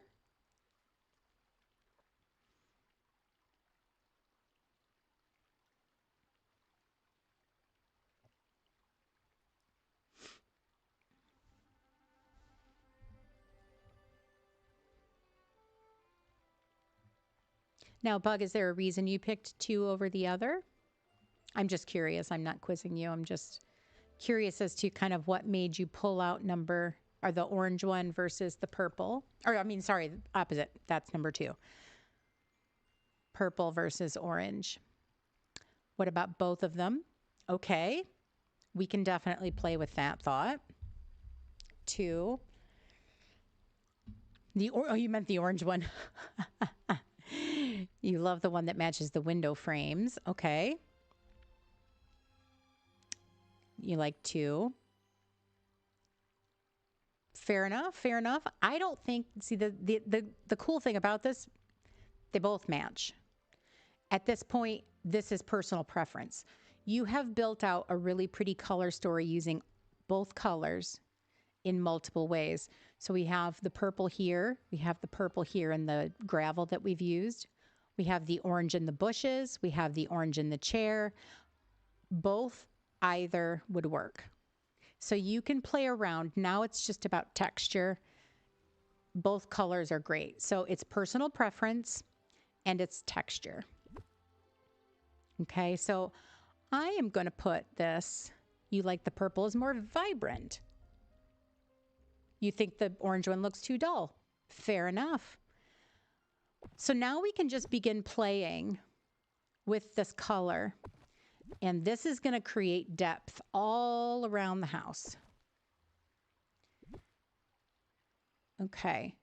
And I'm going to even leave a couple of pops of this orange one in. Hello, Jacqueline. Welcome in. Thanks for joining us. We're talking about creating depth in our shot by using a low item versus tall or trees. We're going to be looking at some ground cover to create some depth in our shot. Okay. I am going to play the one or two game again because I love this orange one, but I feel like it's maybe causing me a little too much color. I think it's taking away from our house at this point. Let's look at the last green one that we have, which is the Glade of Trust Fern. And now I think I like that better. So if I'm going to play with two different kinds of cover, I could do the green and purple together. So now that's better one or better two. So using two different colors is fantastic. Don't get me wrong. You could do that. If you want a color explosion, I say go for it because we know they match. All three of these are fine. You could use all three. If you just want to go ground cover explosion, you could do that. I'm going to use just the green. I like this green one because I feel like it doesn't clash with the ground itself. It's creating depth. Because if this was the same color, it would just blend in, right? We don't want it to blend in. We're trying to create kind of a color. I'm just going to place this all around. Do I know what they mean by a stitchy situation in the event? Talk to Scrooge. He will give you a cupcake quest to make stitch cupcakes. My character just ate a raw squid. I have done that. I can't tell you how many times. I hate when I just eat the fish. All I can picture, if you've seen Lord of the Rings, is Gollum biting the head of the raw fish on, and I keep expecting my character to whip the fish out and do that. Grosses me out every time I do it. Okay, so there's no wrong place to put the fern. You can make it so it's even growing over. Remember, rotation is your friend. You can even make it so they're popping a little bit over the path. We're creating texture and creating some depth. Okay. Here is another big tip. Big tip for you. Oh, sure, not a problem. We're going to pull out, let's use our favorite cottagecore item and pull out the barrel. That's a good one to look at. And again, I'm just typing in the first few letters for those of you just joining. You'll get a better result if you just type in the first few letters of something versus all of them and trying to spell it all out. Okay. We're going to look at these sets of barrels here. One looks better than the other. Do you know why? This is a big design tip and will help you tremendously when trying to create something pleasing in your valley, either for dream snaps, either for a natural look, just you running around your valley. It's going to help you tremendously. There's a design rule that we talk about, 357. Your eye is more comfortable with odd numbers than it is even. I couldn't tell you why. I don't know I don't know the brain science behind it. But if you design in odd numbers of things versus even, you will always have a better result. So we want to design with 3 items, not 4. Now, somebody will say, well, what about dream snaps? We want to be symmetrical, right? Hi, Craney. Welcome in. Welcome in. You know, we want to be symmetrical. You're not wrong, but we are designing in an odd number because you're in the center. If you're designing symmetrically, even if I have, so you see me standing here, right? It looks weird. This 4, look when I stand in between it, it's now 5. Technically speaking, even though have 4 of something, and if I'm designing for a dream snap and I want it to be symmetrical, there's always going to be something in the center, right? It's either going to be a house, it's going to be your character, etc. You're creating that odd number. So it's not a 4 at this point, it's a 5. Does that make sense? It's very true as a florist, right?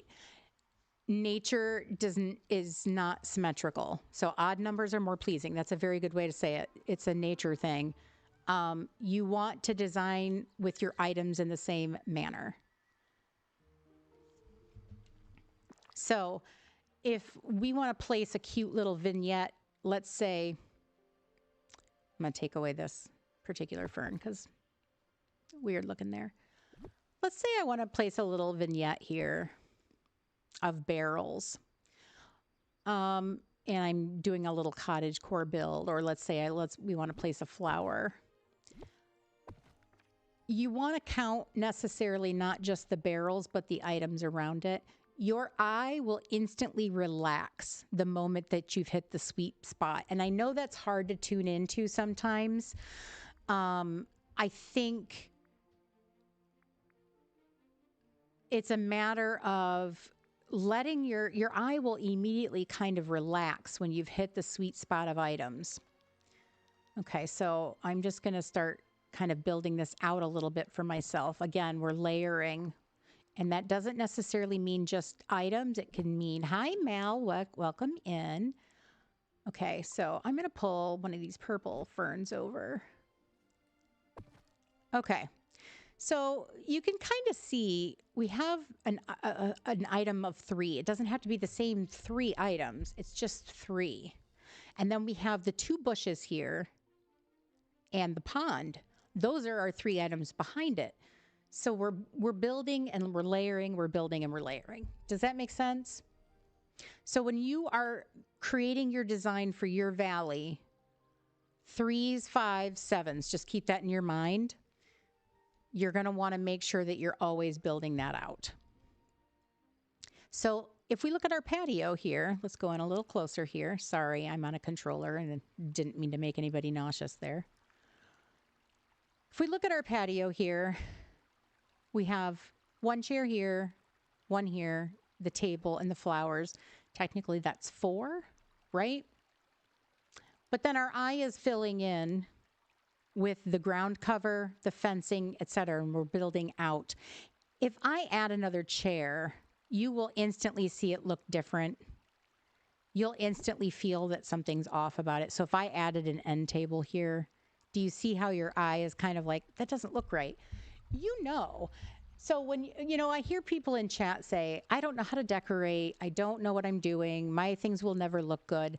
I disagree. I think you're just thinking too globally, right? We talked about small first. So do a house and build out into the biome. Don't try to do a whole biome at once, okay?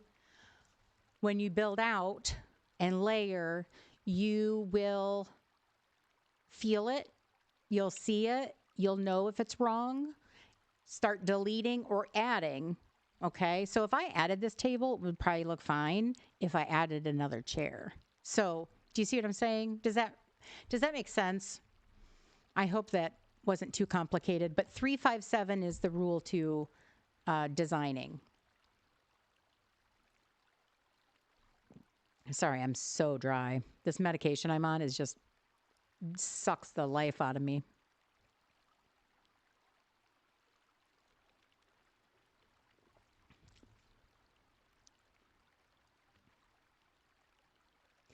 Oh, I know what you're talking about now. Okay, hold on, Jacqueline. I think I know what you're talking about. So over here in the village tab where it said a stitchy situation, yeah, it's crafting the stitch bucket. These are all bucket related except the squirrel one, which is the Mirabelle quest. The rest of them are just the buckets.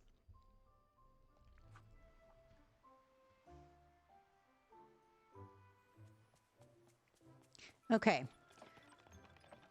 So we talked about 357.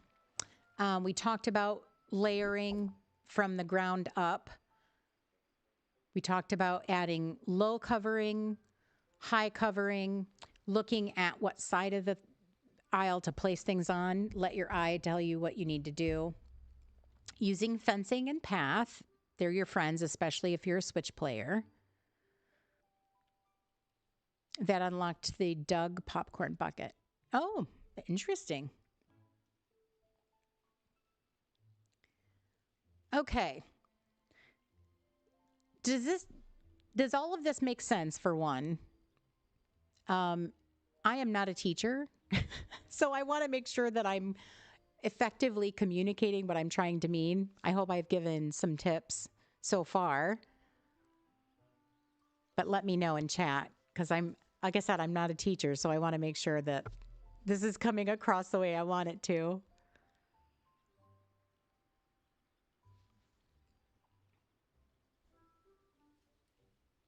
Is anybody having problems, by the way, with the questing for the parks event?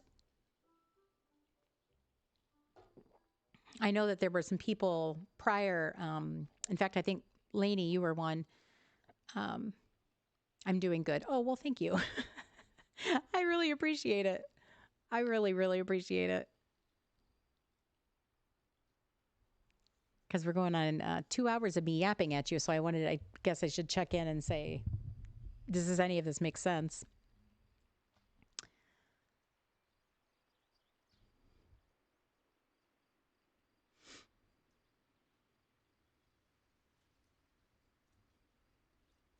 Perfect. Good, good, good, good. I am so glad. I am so glad. Okay. One of the ways you can enhance a build, we talked about using the correct pathing for the area and the type of build that you're going for. One of the ways, and I think is a little bit underutilized, is rocks. You can use rocks in different ways. So let's look at pulling out. You can line your pathway with stones. I don't like that particular rock there. Let's use this one. I like using rocks to line a pathway just to create, again, we're creating that visual interest, that layering of the design itself. And there's a few ways you can do this. So if we look at the small rocks here, I use ferns every so often because you can run on top of them and it allows you a pathway off of your path. Okay, so you can use ferns. You could also use, and I like doing this as well, the other type of rock. It's like the cluster. You can use those as your pathway off of the rock as well. You can walk on top of those, so you could use those in conjunction with your ferns. Again, creating whatever is you like more. I use both in different ways. I like using these rocks on the corners just because I think they look cute. Nothing other than I think they just create a little bit of a depth to my pathway and they will hide curves. So if we go back here, with your rocks, you have the choice of, you can line the entire path with the rocks going the exact same way, which can look very, very nice. It's very clean line. It's with the rocks going all the same way, you can create a really pretty path that looks a little bit more curated. If you're going for a cottagecore look, what you can do, I keep grabbing it instead of that. Okay. What you can do instead of making them go the same way is you can rotate them to create a little bit of a differentiation between each rock, something like this. Okay. That's much more of a cottagecore look. And you can just keep doing that down the line, making them so they're not quite so even, and just creating something like that. So we're down to personal preference at this point. You can throw some plants up against there, etc., bushes. Ferns will kind of not go over top, but they'll kind of, the leaves themselves, like right there, you can see, you can get the leaves to go kind of across there. That's much more of a natural looking rock path to create some interest versus this more curated look. I have done both, and I'll show you what they look like in the builds themselves. So up in my Forgotten Lands, which is my Right now, if you know, you've been here before, but if you're new, my valley is broken out into each biome is a different country. So I have created an Asian build up in my Forgotten Lands. This is where Mulan lives, etc. But you can see with the rocks here, I've created like a fountain without being a fountain. Oop, get out of the bush. But I've used the rocks to create my own fountain. So there's no water in there. It's literally just using the pebble path from Eternity Isle, the dragon, some water feature things that aren't necessarily water. But you can see I've left the rocks much more in a vertical pattern going the exact same way to create it, making it look more natural, not natural, but much more like it's intentional. So I've created something for this area. And then if we look down here at, I've used rocks here to create a path that Donald is sliding over. That was weird. I've used these rocks to create my own path. And then you can see here, I've used rocks just in a corner. You can see the rocks lining my path much more in that cottagecore way where they're rotated in a different manner. Again, using this rock here in the corner to kind of hide that path itself. Here's another example. So you can see the fern, the rock, and the small rocks working in tandem around the edges of the path. That will bring your builds to a different level, for sure. 100% will make a difference in your builds. And it doesn't matter which way you tend to go. If you like something a little bit more lined up, how did I get my dragon to go on the path? Oh, yes, it does that. It does go on the pathway. Isn't that cool? I don't remember who I saw that from.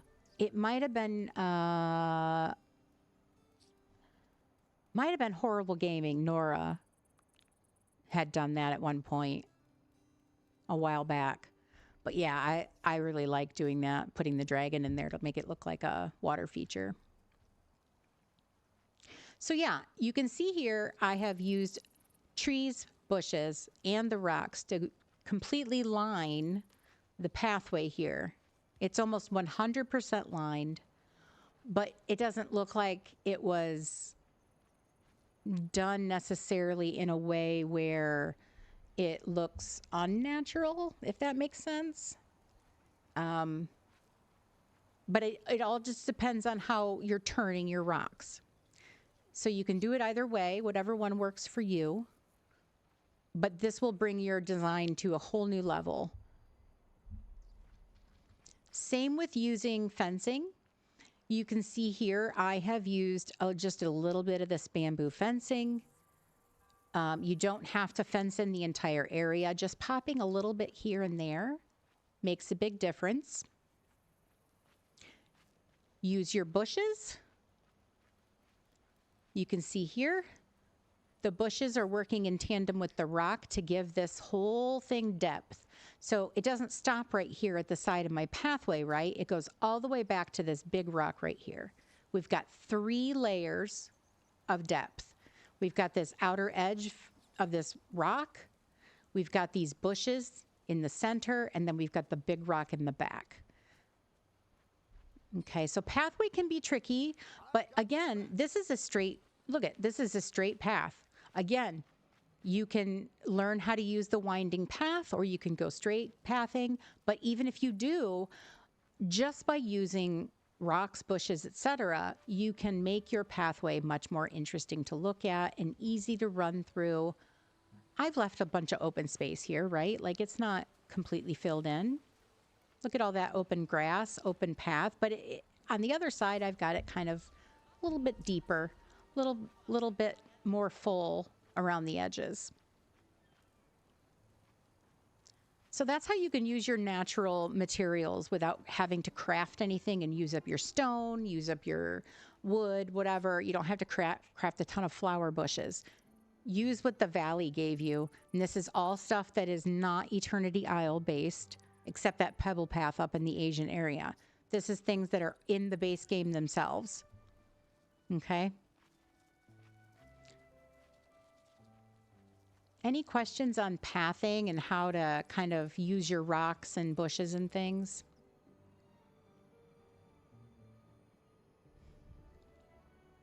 I'm going to take a drink while the delay hits.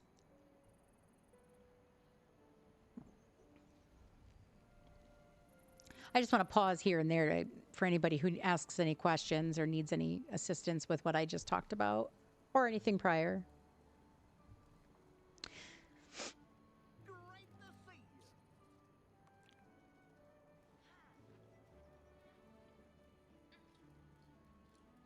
Oh, let's run away from Maui. We don't want to talk to you, Maui.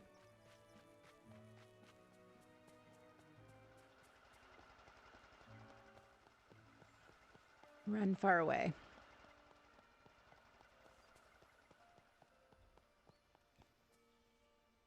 Okay. I'm going to guess there's no questions. So what we're going to talk about now is non-pathing. You don't have to put pathing down. You can see here I have created this walkway corridor from my plaza all the way to my beach just by using the natural items from the valley. Creating almost like a botanical, think of like if you go to a botanical center, how they have, you know, just really pretty walkways with maybe just some flagstones or whatever. You don't have to necessarily put down a ton of pathing if you don't like it all filled in. You like all the green, because I love seeing pops of green in my builds. So I love, you know, seeing, well, hi, Coco. I'm glad you're here. You're here. Yay. So yeah, don't hesitate to leave the path empty. You know, making a walkway doesn't necessarily mean having to lay down path itself. You can just use your natural items and make it a green space. I know I like doing that in the meadow myself. Like I said, I like a natural look. I like leaving it open. Here's another nice design tip for you to add some interest to you. You dropped a plate on your foot. Oh no. I'm so sorry. I'm just glad the plate smashed and not your foot. I'm guessing that's what you meant by "and smashed it." But yeah, so what you can do here is you can lay rock on top of pathing. Most of the rocks will go right on top. And you can create, again, that's creating just that depth.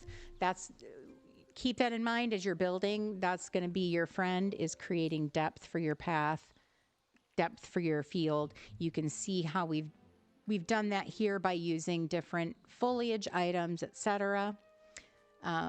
Along the path itself, not necessarily filling in every single piece. You don't have to do that. Could I have taken rocks and filled this in? Of course I could have. That's just, it's personal preference. It's how you like to see it, how your item limit will handle it, because rocks do count against your item limit. They are not pathing themselves. They will count against you. Although I don't know if these do. Do they? Because they're under path, but I can't remember if they're part of the item limit or not. Yes, they are. So you can see my item limit does change as I place those. So even if they are under pathing, they do count against your item limit. The only thing that doesn't is, oh, thank you, Coco. I love you too. Thank you. I did drop your link earlier, but I'll do it again because I love you too. Coco is actually going to be going live after me. So, so yeah, use rocks on top of path. You can see the difference of how it looks, right? If we just did that, it just looks static. But as soon as we add maybe some rocks, again, rotating, it's going to create that visual interest, and that will definitely enhance all of your builds. If we take a look at, and we wonder how can we do this with dream snaps. Let's take a look at my dream snap again. You can see I've used that rock right underneath where I'm standing, along with a fern, along with flowers, and the picture grows exponentially up to the Mickey cloud. That's kind of how when you're building dream snaps. And we'll have in the next one of the next decor camps, we're going to focus on nothing but dream snaps. I just wanted to do one that was this one is so odd ended. I didn't want to focus on that with this particular stream just because it was so open ended. But you can see here how I'm using the rocks, the foliage, etc., to enhance my dream snap. You're going to want to do the same whenever you're doing any kind of build. Focus from you got your color story, you got your 3-5-7 rule, and you've got your bottom to top. I know that seems like a lot to focus on, but that's why I say Coco's command isn't working. Did I type it wrong? Did I type it wrong? Maybe I did. Let's see if that works. I'm modless, so I'm trying to do it by myself. Could be the wrong one. Let me see. Can't have that. Maybe it's hot cocoa. It might be. It very well might be. I'm just going to grab your link and just drop it because I don't want to fight with it. But if you don't follow Hot Cocoa, please do. She is working on a really cool build, speaking of decor. So we're talking about, design and whatnot. She's taking, which would be the next step in your design game, is using your inspirations to build out. So she has Bridgerton pictures up on her own computer, and she's using those Bridgerton pictures to create a complete Bridgerton design on a floating island. And it's super cool. Super, super cool. So yeah, if you don't follow Hot Cocoa, please do. There we go. Easy peasy. I'll have to check Stream Elements. But yeah, so any questions on kind of like using different things for your pathing? Because I think pathing can make or break sometimes a design. You can see here, I mean, this particular build uses every kind of path you can think of. Here I just have rocks with some petals underneath, which is really pretty. The nice thing about the petals underneath the rock is if you just place the rock down, the grass pops underneath it. And so if you're working in an area with a longer grass, your grass will pop under the rock. But if you put the petal down underneath, the petals flatten the grass. So just a little tip there.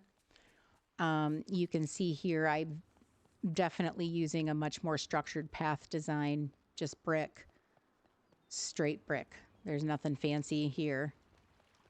Very straightforward. Turns the corner, straight again.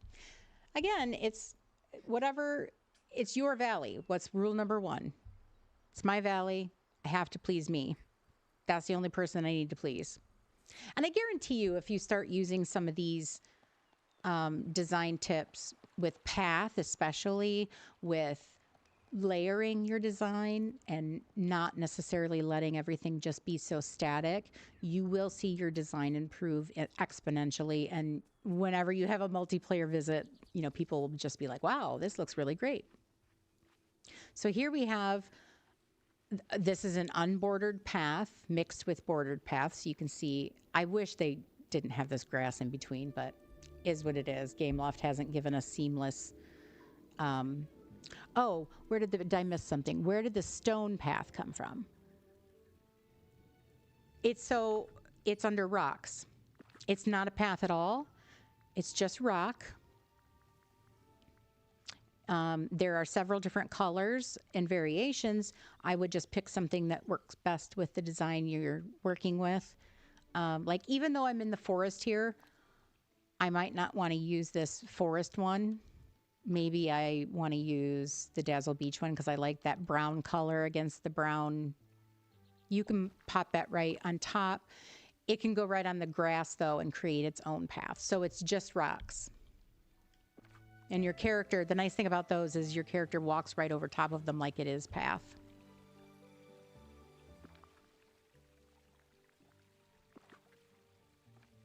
You're going to lurk for a bit. No problem, Decorista. Enjoy your lurk. So again, you can see here, we're using, this is much more of a cottagecore look up here. This is my France build, using the bushes, using petals, using all different kinds of things to create a border around my borderless pathing. And you don't have to do this. You were asking about the brown ones that didn't look like the base game ones. Oh, yes. You're talking about these. That is correct. Those are Storybook Vale. Unfortunately. Those are from Storybook Vale. We do have these wrought iron walk slabs. Those come from Remy quests. You can use those as borders. I've seen those like in a city build. You can also place them underneath. Let me see if I can find one here. If I can get this in here. You can place them under lamp posts. I apologize again, controller. They look like the base of they'll look like the base of the lamp. You can use those in different ways, but I've seen people use these to cover up all the green. So you can use those. There's all different kinds of path options. The tropical wood flooring does go on top of other path. And if you're in the valley, if you're designing in the valley, I highly recommend putting path underneath your wood slatted tropical planks and the rock path, which is, let me pull that out. If you just type in rock, it'll pop up. It's the rock rug. You can also get one from Daisy, which can be under your customization. So there's this rocky terrain, the wood plank, and then you can get the one from Daisy. Yes, I want to continue. So I have this particular rock rug that I made for Rapunzel. It's super bright. But anyway, I suggest putting path underneath only because in the valley, they will have those dig spots that give you shards. They will pop underneath them. I don't know why it allows that, but there it is. If you're in Storybook Vale or Eternity Isle, there's no dig spots in those two areas, so you can put them down without path underneath. But I suggest doing some kind of path. And rugs, exactly. Why they allow those things to pop up under rugs and these paths, I have no idea, but it drives me insane. But these are also good options. These are base game available. Oh, wait. Is the tropical wood planks or Eternity Isle maybe only? I can't remember. It's been a while. I think so now that I think about it. But the rock rugs, those are base game items. But you can use those to enhance your path as well. Wow, I wish all my friends could see this place. And now you want chicken nuggets. You can see, you can create little vignettes in your valley, which we'll talk about at our next Decor Camp, about creating these little scenes, different items that are great to use depending on the type. But yeah, you can see here again, some just random fencing, random bushes, the ferns. I use all these items constantly to enhance my build and hide the edges of my path. So my path looks a little bit more winding than it actually is. If we were to take all these items out, my path would look completely crazy. You know, up here, you can see if I move, I mean, that's what it looks like underneath. So I'm hiding the edges. My path isn't curved. I don't have special pathing versus anybody else. I can't curve anything in the game, as we know, at Hate. But you can utilize different types of path. Like, for example, this one here, if you do use this brick snowy path, it does have a natural curved edge to it. Whereas the leafy one, the leafy bordered path, does not. It's straight edged. So I think it just depends on the design you're going for and what kind of look you want to give it. Any questions on that? You were trying edged pathing yesterday, and now you're trying to remove some of it and start again. Yeah, I mean, that's kind of what you have to do. Let's go back to our floating island. And I'll attempt to show you some path. Curved path. I went to my... Okay. Floating island. There we go. Yes. Angled fencing is the one that gets me. I can't not have it. They have to do it eventually, right? I mean, it's hard enough if you've got an angled house, but you have all this straight path, and it's just so hard to get it to work right. Okay, so I'm going to choose an unbordered path that we all have access to. Let's choose, what do I have the most of? Leafy strewn path. And like I said, I will link some tutorials for the path here in this video once it posts. But here's what I tend to do. I tend to go 3 to 4 wide.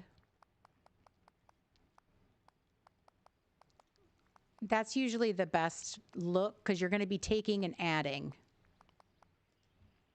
So if I want this path to look angled, or not angled, but curved, what I do is I take away, let's say, 3 squares there. Whatever I take away, I'm going to add on the other side. So I'm going to go in the middle.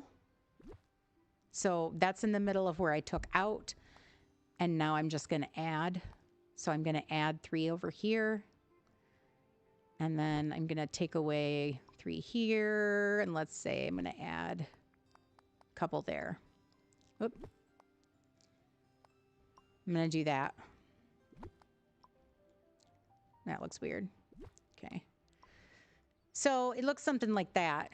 It looks a little crazy, but then when we start adding in things to disguise it, so if I start adding in these items, of course I'm going to grab one that can't go on top of path. So then this is how we get that curved look, is we just start putting bushes, barrels, things just around it. And then that path starts to take its shape that I'm making it become. Like it's not that shape underneath, but now I'm angling rocks. You can even make your rocks curve around the path. So something like that. So you can see it kind of creates this false curve now. So that's how we do that, is just you're taking away and then adding. And that will give you that curved look.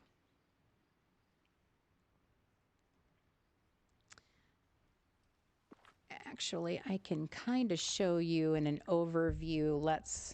Since we're talking about nothing but pathing here, let's go over to Storybook Vale. This is just going to show you the path. I'm not trying to convince you to buy anything. Curved and angled are difficult. It's not easy. It's definitely a talent that you develop. I don't think it's something that comes naturally to, like I said, I am not an interior decorator.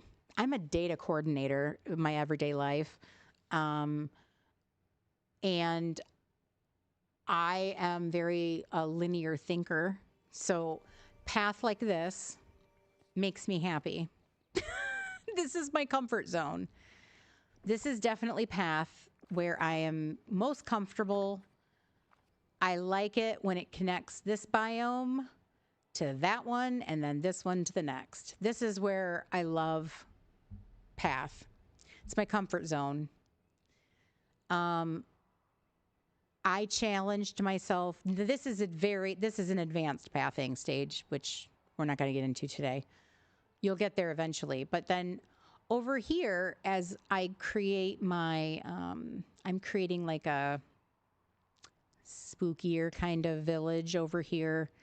You can see that I laid the path first. I made it really wide and I did curved paths for this build, but I'm adjusting it as I place things down. You can see here how I'm using the rocks here and there to disguise, etc. But you can see how it's making it look like it's curved without it being curved. So right here's a good example. You can see one side that I've disguised and one side I didn't. So you're going to use items in the game to enhance the curve or hide it, for better lack of the word. You're going to use different items to hide those curves instead of, you know, just going straight. But you'll get there eventually. It took me forever. I'm still not that great at it. Like, it takes me a while and I always have to adjust it. It's not my comfort zone. Like I said, my comfort zone is this. I like this. It's pretty, it's linear. I can find things. I can place houses off of it. But I tend to challenge myself with the more advanced, okay, this raccoon has wanted to be pet for over an hour now. But yeah, you'll definitely get there. It just takes practice. Honestly, it just takes doing it, playing with it, right? You can delete it. Now that we can delete pathing in such a quick manner, it's a lot easier. And then eventually you'll get to the stage where you can do stuff like this, where you can do a multi-layered path with borders and flowers and all different kinds of things. Like this one, this path took me forever. It was not, I mean, it literally took me probably 3 days to get this path where I wanted it to be. But yeah, I mean, it just takes a while. So yeah, when you say, you know, you're bad at it, just you're inexperienced at it. I think you should change your language and just play with it, because I think, you know, it's not a natural thing in DDV. We don't have curved paths, so we have to force it. So yeah, I would just say you're inexperienced, not bad. Okay.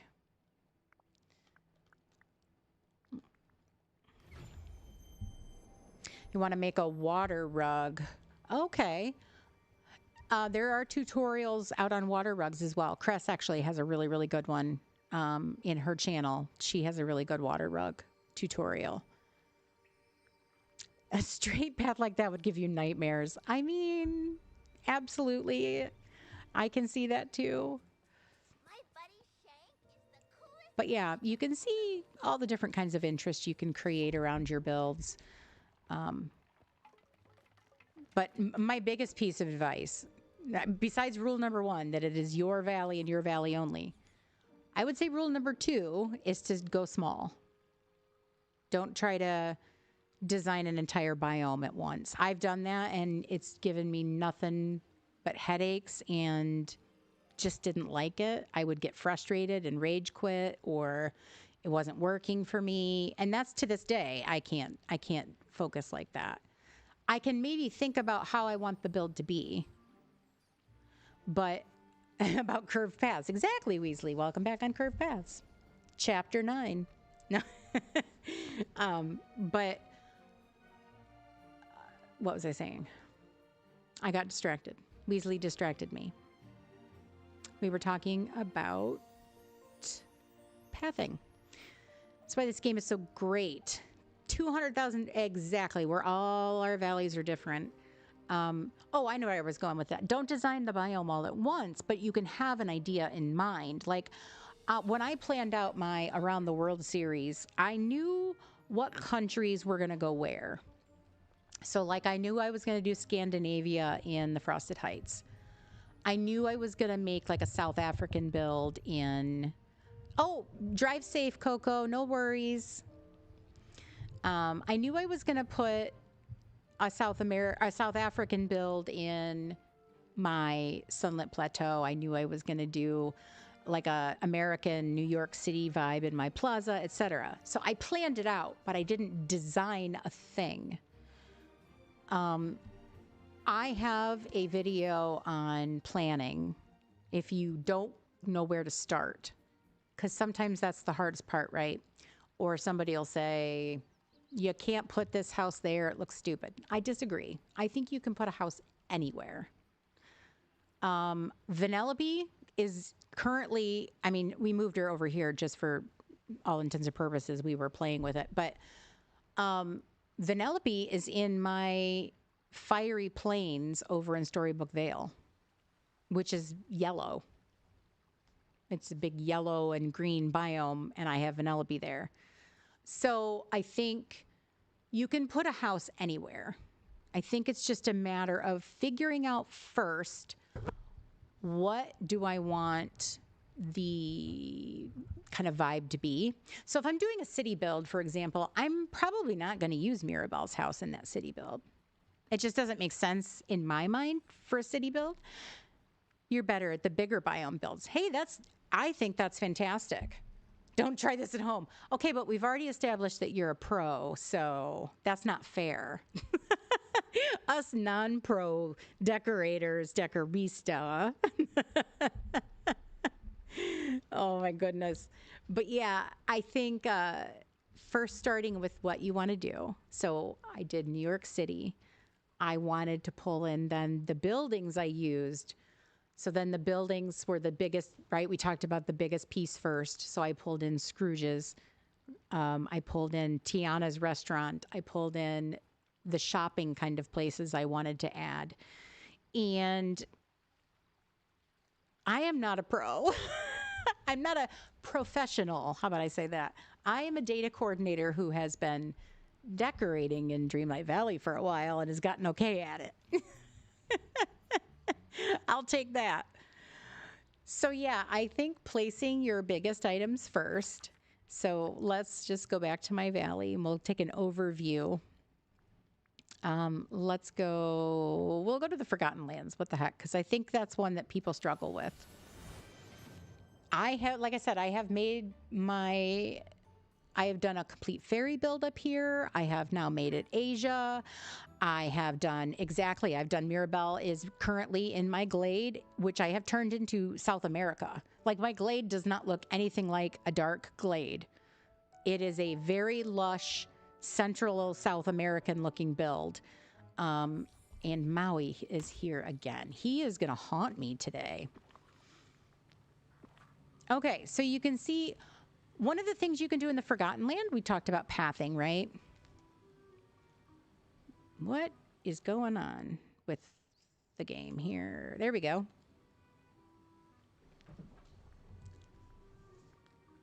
For some reason, I am stuck. Uh-oh. I think I got to restart the game. Okay, well, speaking of the Forgotten Lands, while we chit-chat while I restart this. Maui broke it. He's just mad. He heard me talking trash and he broke the game. So one of the things about the Forgotten Lands, it's really dark. If you use a lot of path, so brick path, the stone path, those two work really, really well. Those make it brighter instantly. You'll see that it brightens up immediately. And if you want to do a fairy build up there, which looks, by the way, my fairy build that I did up in the Forgotten Lands is probably one of my favorite to date. You'll find that you can use a lot of glowing materials. You can, it's all about just how you use the materials. Don't think of pigeonholing yourself into, I can only put the beach house on the beach. Okay. I've turned half of my entire bind into a mermaid fun village area. So I believe that you can truly put anything anywhere. It's just, you have to have not a clear vision per se, but an idea. And then if decorating is not your strong suit or not something you're comfortable with, just start small. Even if it's just putting Ariel's house in the water and figuring out what plants to put around it. Start somewhere and you'll find that will will help you a lot in developing your sea legs when it comes to decor. And that, oh, I have something in my mailbox now. We've talked about that. Bug's been like, check your mailbox, check your mailbox. A squirrely situation due to an issue with Mirabelle's Park's event quest. Players may find it difficult to unlock the dug popcorn bucket in the time intended.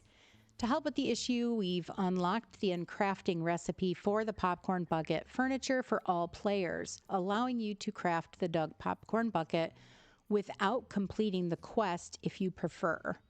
Completing the quest will also earn you a dug popcorn bucket. Okay, we've included some park button to help to get you started. Okay, well, that was good because that did not go off without a hitch when they started it, did it? Goodness gracious. Okay.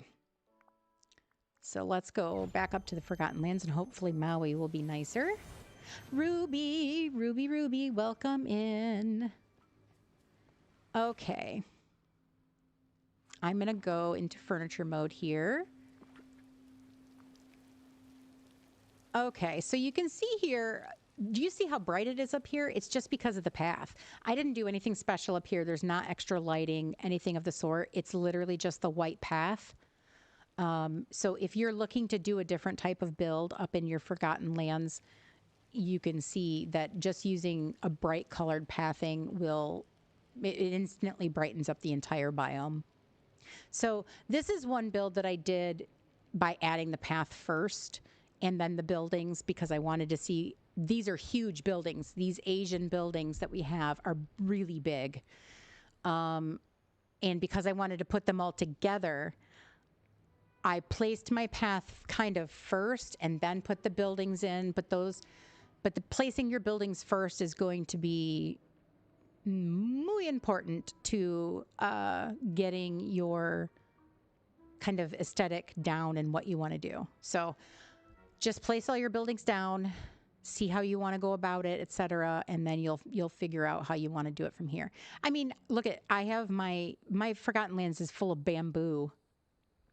You know, I mean, you don't get bamboo without Storybook Vale. I can appreciate that, but the Mulan walls surround and block off some of this, like the dead tree look. And then I used bamboo trees to disguise even more. So yeah, I truly believe that you can decorate in any particular biome in any particular fashion and make it work. That's just my personal opinion. If ever you are thinking about something and you feel stuck and say, I find it interesting to do, like, what if we did fairies in the plaza? You can join my Discord. Here, let me drop the Discord link. If I can spell it right, that would help. Stream Elements is like, that's why nothing works, because you can't spell.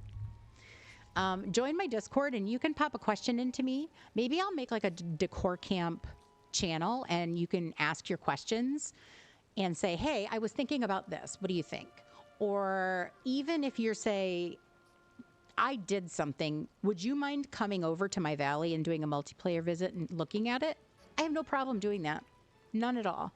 I don't mind helping anybody with any questions you might have about decor, things that you might be thinking about. I have no problem helping. So you can always drop me a line, ask a question, etc. But yeah, I truly believe that you can turn any biome into anything. I mean, who would have thought to put China in the Forgotten Lands? But I for somehow did. I don't know why. And then we're going to get into different things to add to your builds like this, adding markets, making smaller builds work in between your buildings. Like we get these beautiful house skins. And make no mistake about Gameloft, we have our complaints and I bitch and moan about Gameloft all the time, but say what you will, the house skins are super fun, super unique. I'm having so much fun designing with all of them. And I don't mind sharing what I've done in the past or what I'm planning in the future, etc.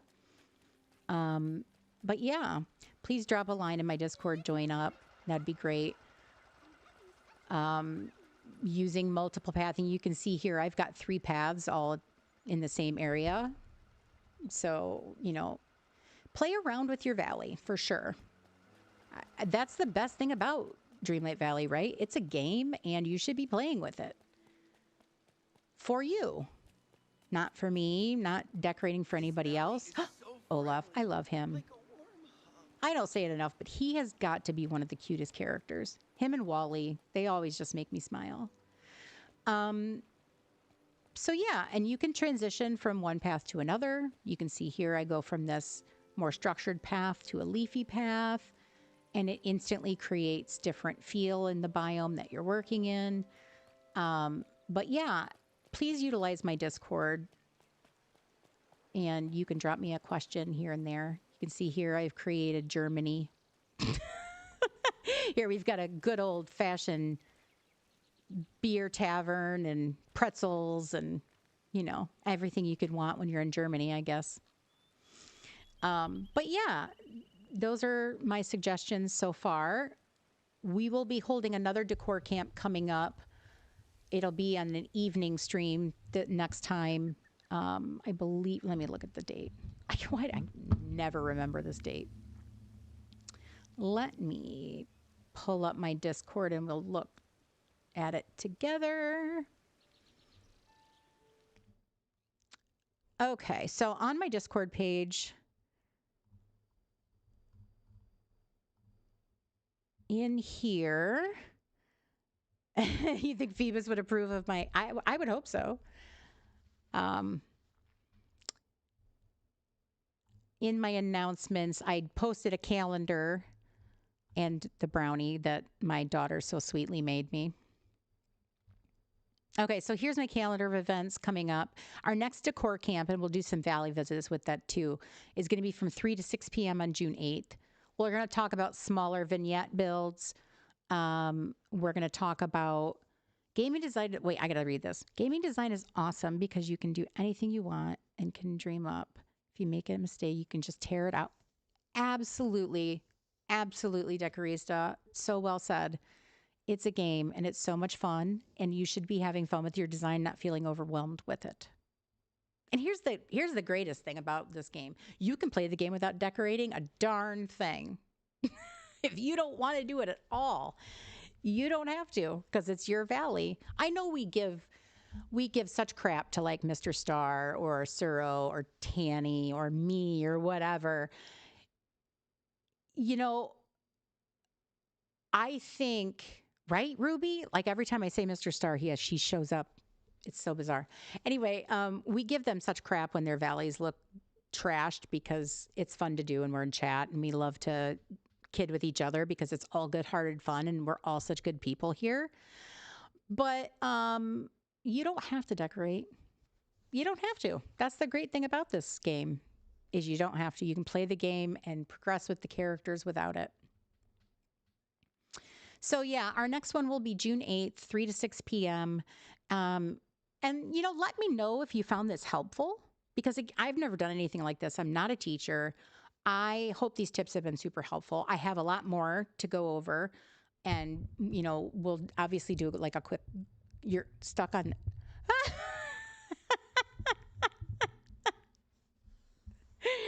But yeah, if you let me know what you found helpful, and I can definitely will make sure to like cover those tips just in a quick manner. Would it help to have like the main tips posted on my Discord page or something like that? We can do something like that. Share your ideas with me. I am new to streaming. In fact, I'm going to keep developing this tool. I want to help people as much as possible. I want to do something with dream snaps and helping people decorate and do things for their dream snaps, etc. So yeah, let me know. Join my Discord. That would be fantastic. I'd love to see everybody there. You can become a member of my channel, even better. And then you get to use all the fun emotes like those. Oh my goodness. Our little Sugarberry, that's her name. We named her on our last stream. Her name is Sugarberry.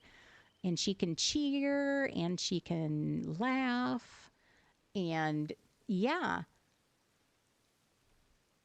it's your last couple of days using your phone. Oh no. I despise Is that good? Does that mean you currently use your phone for DDV and you're going to be switching over? For those of you who don't know, if you play on Apple Arcade, you do not have access to Premium Shop or Star Paths, which is just awful. I feel so bad because generally speaking, how many Dream Snaps are tied to the Star Path or Premium Shop stuff? So, you were super helpful. Okay, good. I am so glad you're finding this helpful.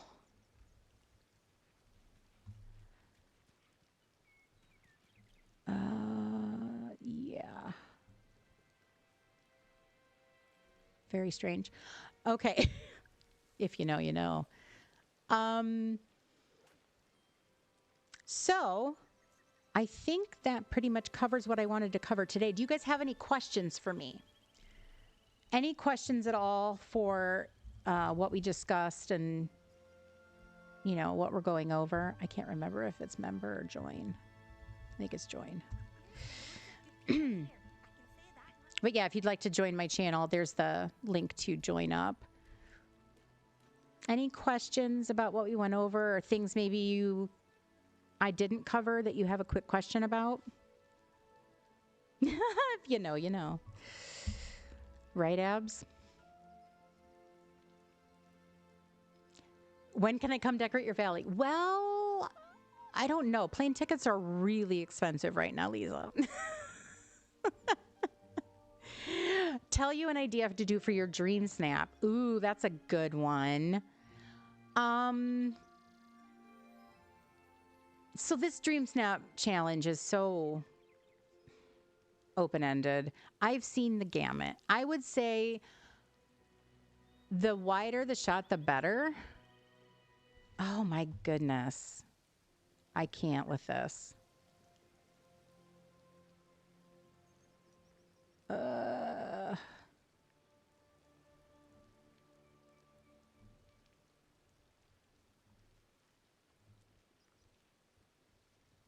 Sorry, folks. Just a second. I need to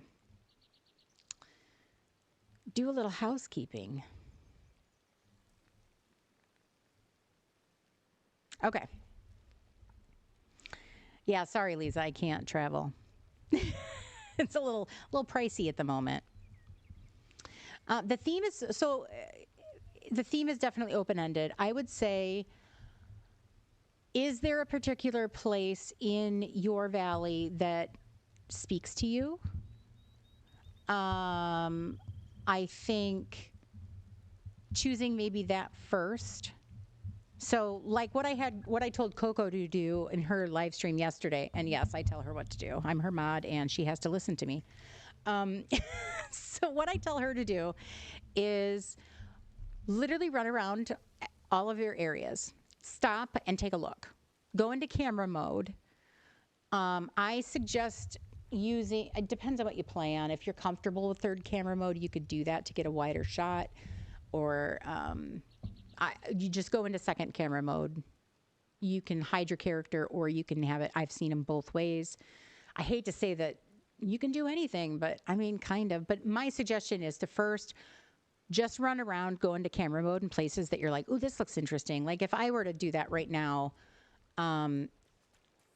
I think choosing a multi-level shot would be beneficial this particular challenge. So like if I took a shot from here, you can see I might, without those trees in the way, I might be able to get a lot more into a shot than I could if I was down here. So you can see if I take the shot for my dream snap from this angle, I'm beholden to the height of the buildings. Okay, so if I go into second camera mode here, hold on, I gotta remember. Okay, so right away you can see I'm beholden to what I can see based on the kind of height of the buildings themselves, versus if I want to take the same shot but I do it at the top of the steps here and maybe removing a few trees, I now get a much wider shot than I necessarily could have before, and maybe see a little bit more the word landscape kind of says what it is. And then I would use, once you're in this mode, my suggestion is to go in and use this sharpening filter. So it's the fourth one over on the top row of the filters. You can see it clears up the background and it's no longer smudged looking. So we can take it off. Oh, darn it all to heck. Okay, so you can see the difference there if I put this filter on and then go back into your contrast and saturation and add your color back in. So you can see I can add that color all back in. So it's not that brown look to it. Take your contrast up a little higher than you normally would without the filter, and you can see all the pretty colors. So that would be my suggestion. That's what I did on mine. I used that sharpening filter, and then added the color back in. But I think the multi-level would definitely be beneficial for most of us, because I think it'll get that wider shot, especially for those of us not comfortable with third camera mode. Because if you play on a controller, third camera mode is kind of not a good option. It's absolutely horrific to use. You could even standing at the top of the stairs from the plaza, and you can make a really deep shot into your meadow, because at this point your ponds are on the side, so you could go pretty far back. I mean, that's a lot of space in the meadow. You could put several castles back there. I mean, I've seen some that are definitely really pretty from that angle. Another one, if you like your sunlit plateau, because I know sunlit plateau is fantastic to decorate in, isn't it? Because we have such a large area to work with. But if you go up here, you could take a shot, something with you looking down over these smaller rocks down into the sunlit plateau. Something like that. I mean, obviously I have a bunch of trees and buildings there, but you could do something there. And then the same with the sunlit plateau looking down into the glade or the meadow or the plaza, because the sunlit has all three connected, right? So you could do a top-down shot there. And that's just Valley. I mean, you have then Eternity Isle and Storybook Vale, which has a multi-level. Oh my gosh, we're 2 away from 50 likes. Oh my goodness. You guys are so amazing. Thank you so much. I really appreciate everybody coming in and being here. This was such a risk for me, being a brand new streamer and then being like, hey, how about you join my stream and I tell you what to do? I mean, it was a risk, but I'm so glad everybody's finding it helpful. So yeah, Weasley, that would be my suggestion for snaps, I think, is just to find your location first. But yeah, expecting more foliage than furniture. I think, oh, thank you, Ruby. I love you too. Oh, button. So I think I've seen it both ways. Honestly, Weasley, I don't think there's a good answer to that. Please tell you what to do. Oh, I wish I could. I think you could go either way. I've seen some really spectacular builds with like all of the castles looking at like a royal vista, basically. I personally did the natural route. I'm trying to think. The words of the snap are limitless landscape. Limitless, obviously, is the word we don't like here. I don't like it, for sure. But I think it kind of lends itself to highlighting something that you love in your valley. What do you like looking at? What pleases you? Oh, we went over 50 likes. Oh my goodness. That's amazing, guys. That is amazing. I am so happy about that. You have no idea. By the way, did you guys know likes just helps push my content out on the YouTube? I don't get a kickback for that. No content creator gets necessarily there's no monetary support for getting likes on a stream or on a video. It literally just pushes your video out to more and more people. So when an algorithm kicks in, when somebody goes in and types in a search that says Dreamlight help, that's all it does is it pushes other videos higher and higher to others. Basically, it's YouTube saying these are the most popular things out there right now on what you're looking for. So that's all that does, FYI. So Weasley, to answer your question, I don't know if nature versus decor, I think it's kind of the eye of the beholder. If, like, let's say you love all the castles or you love deserts or you love whatever, I think it's just going to depend on kind of what you want to highlight. I hate to say it that way. You have to sit down and do something with it. I get it. If I have my Snap Help section on Discord where you can definitely post what you're thinking. Like if you just want to go take a picture somewhere and say, what do you think of this spot? Post it in that Discord help section. I'll take a look and then I'll let you know what I think, maybe of whether it might be better to add houses or villagers or whatever, because I think it's just kind of the place and what you want to highlight. So yeah, definitely drop it in the Discord. That'd be great. Depth is pretty important this week. Yes.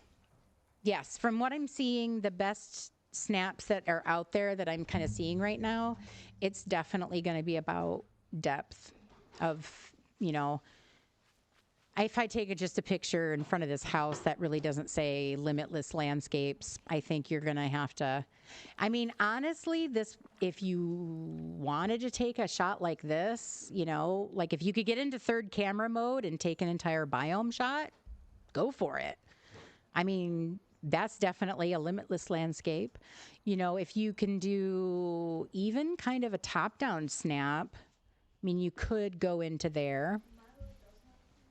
Aw, sweepy kitties. I love the name Katniss. That is so cute. But yeah, does that answer your question, Weasley? I think finding your location first is going to be what's most important, and then go from there. Kind of like what we were talking about with decor today, right? You find the house that you want to decorate with, and then small builds, layering. I think, but don't forget to leave yourself room for your tags.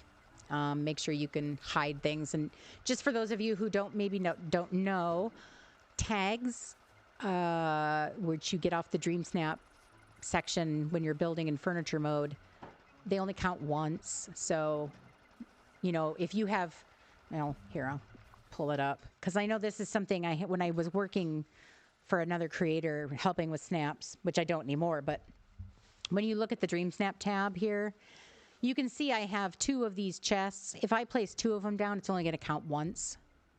So if you're wondering, you know, like I've placed all these items, but my tags don't seem to be that high.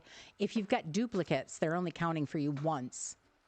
So even though I have 9 of these little tables and they're easy to hide because they're short, if I place 9 of them down, it's only going to count for 1 tag. So FYI.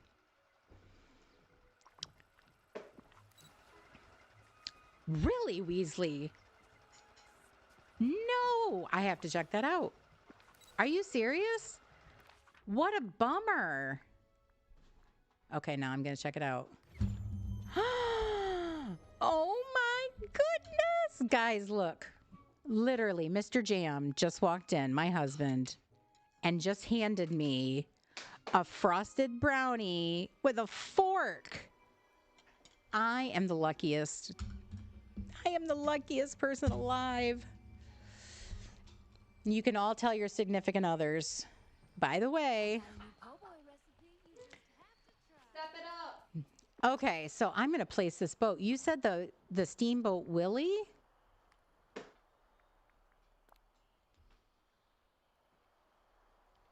Okay.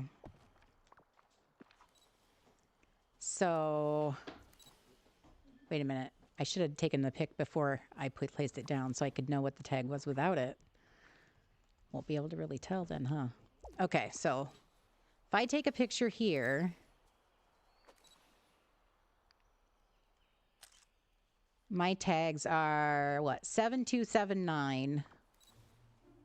It was Marmalade. She's home from getting her hair cut. They both got shorn. Where is it? Oh, I am not in the right tab. That's why. Let's place that boat.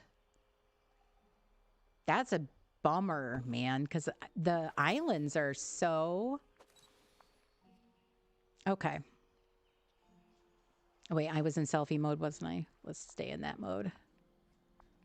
Okay. So now if we take this pic... You're right.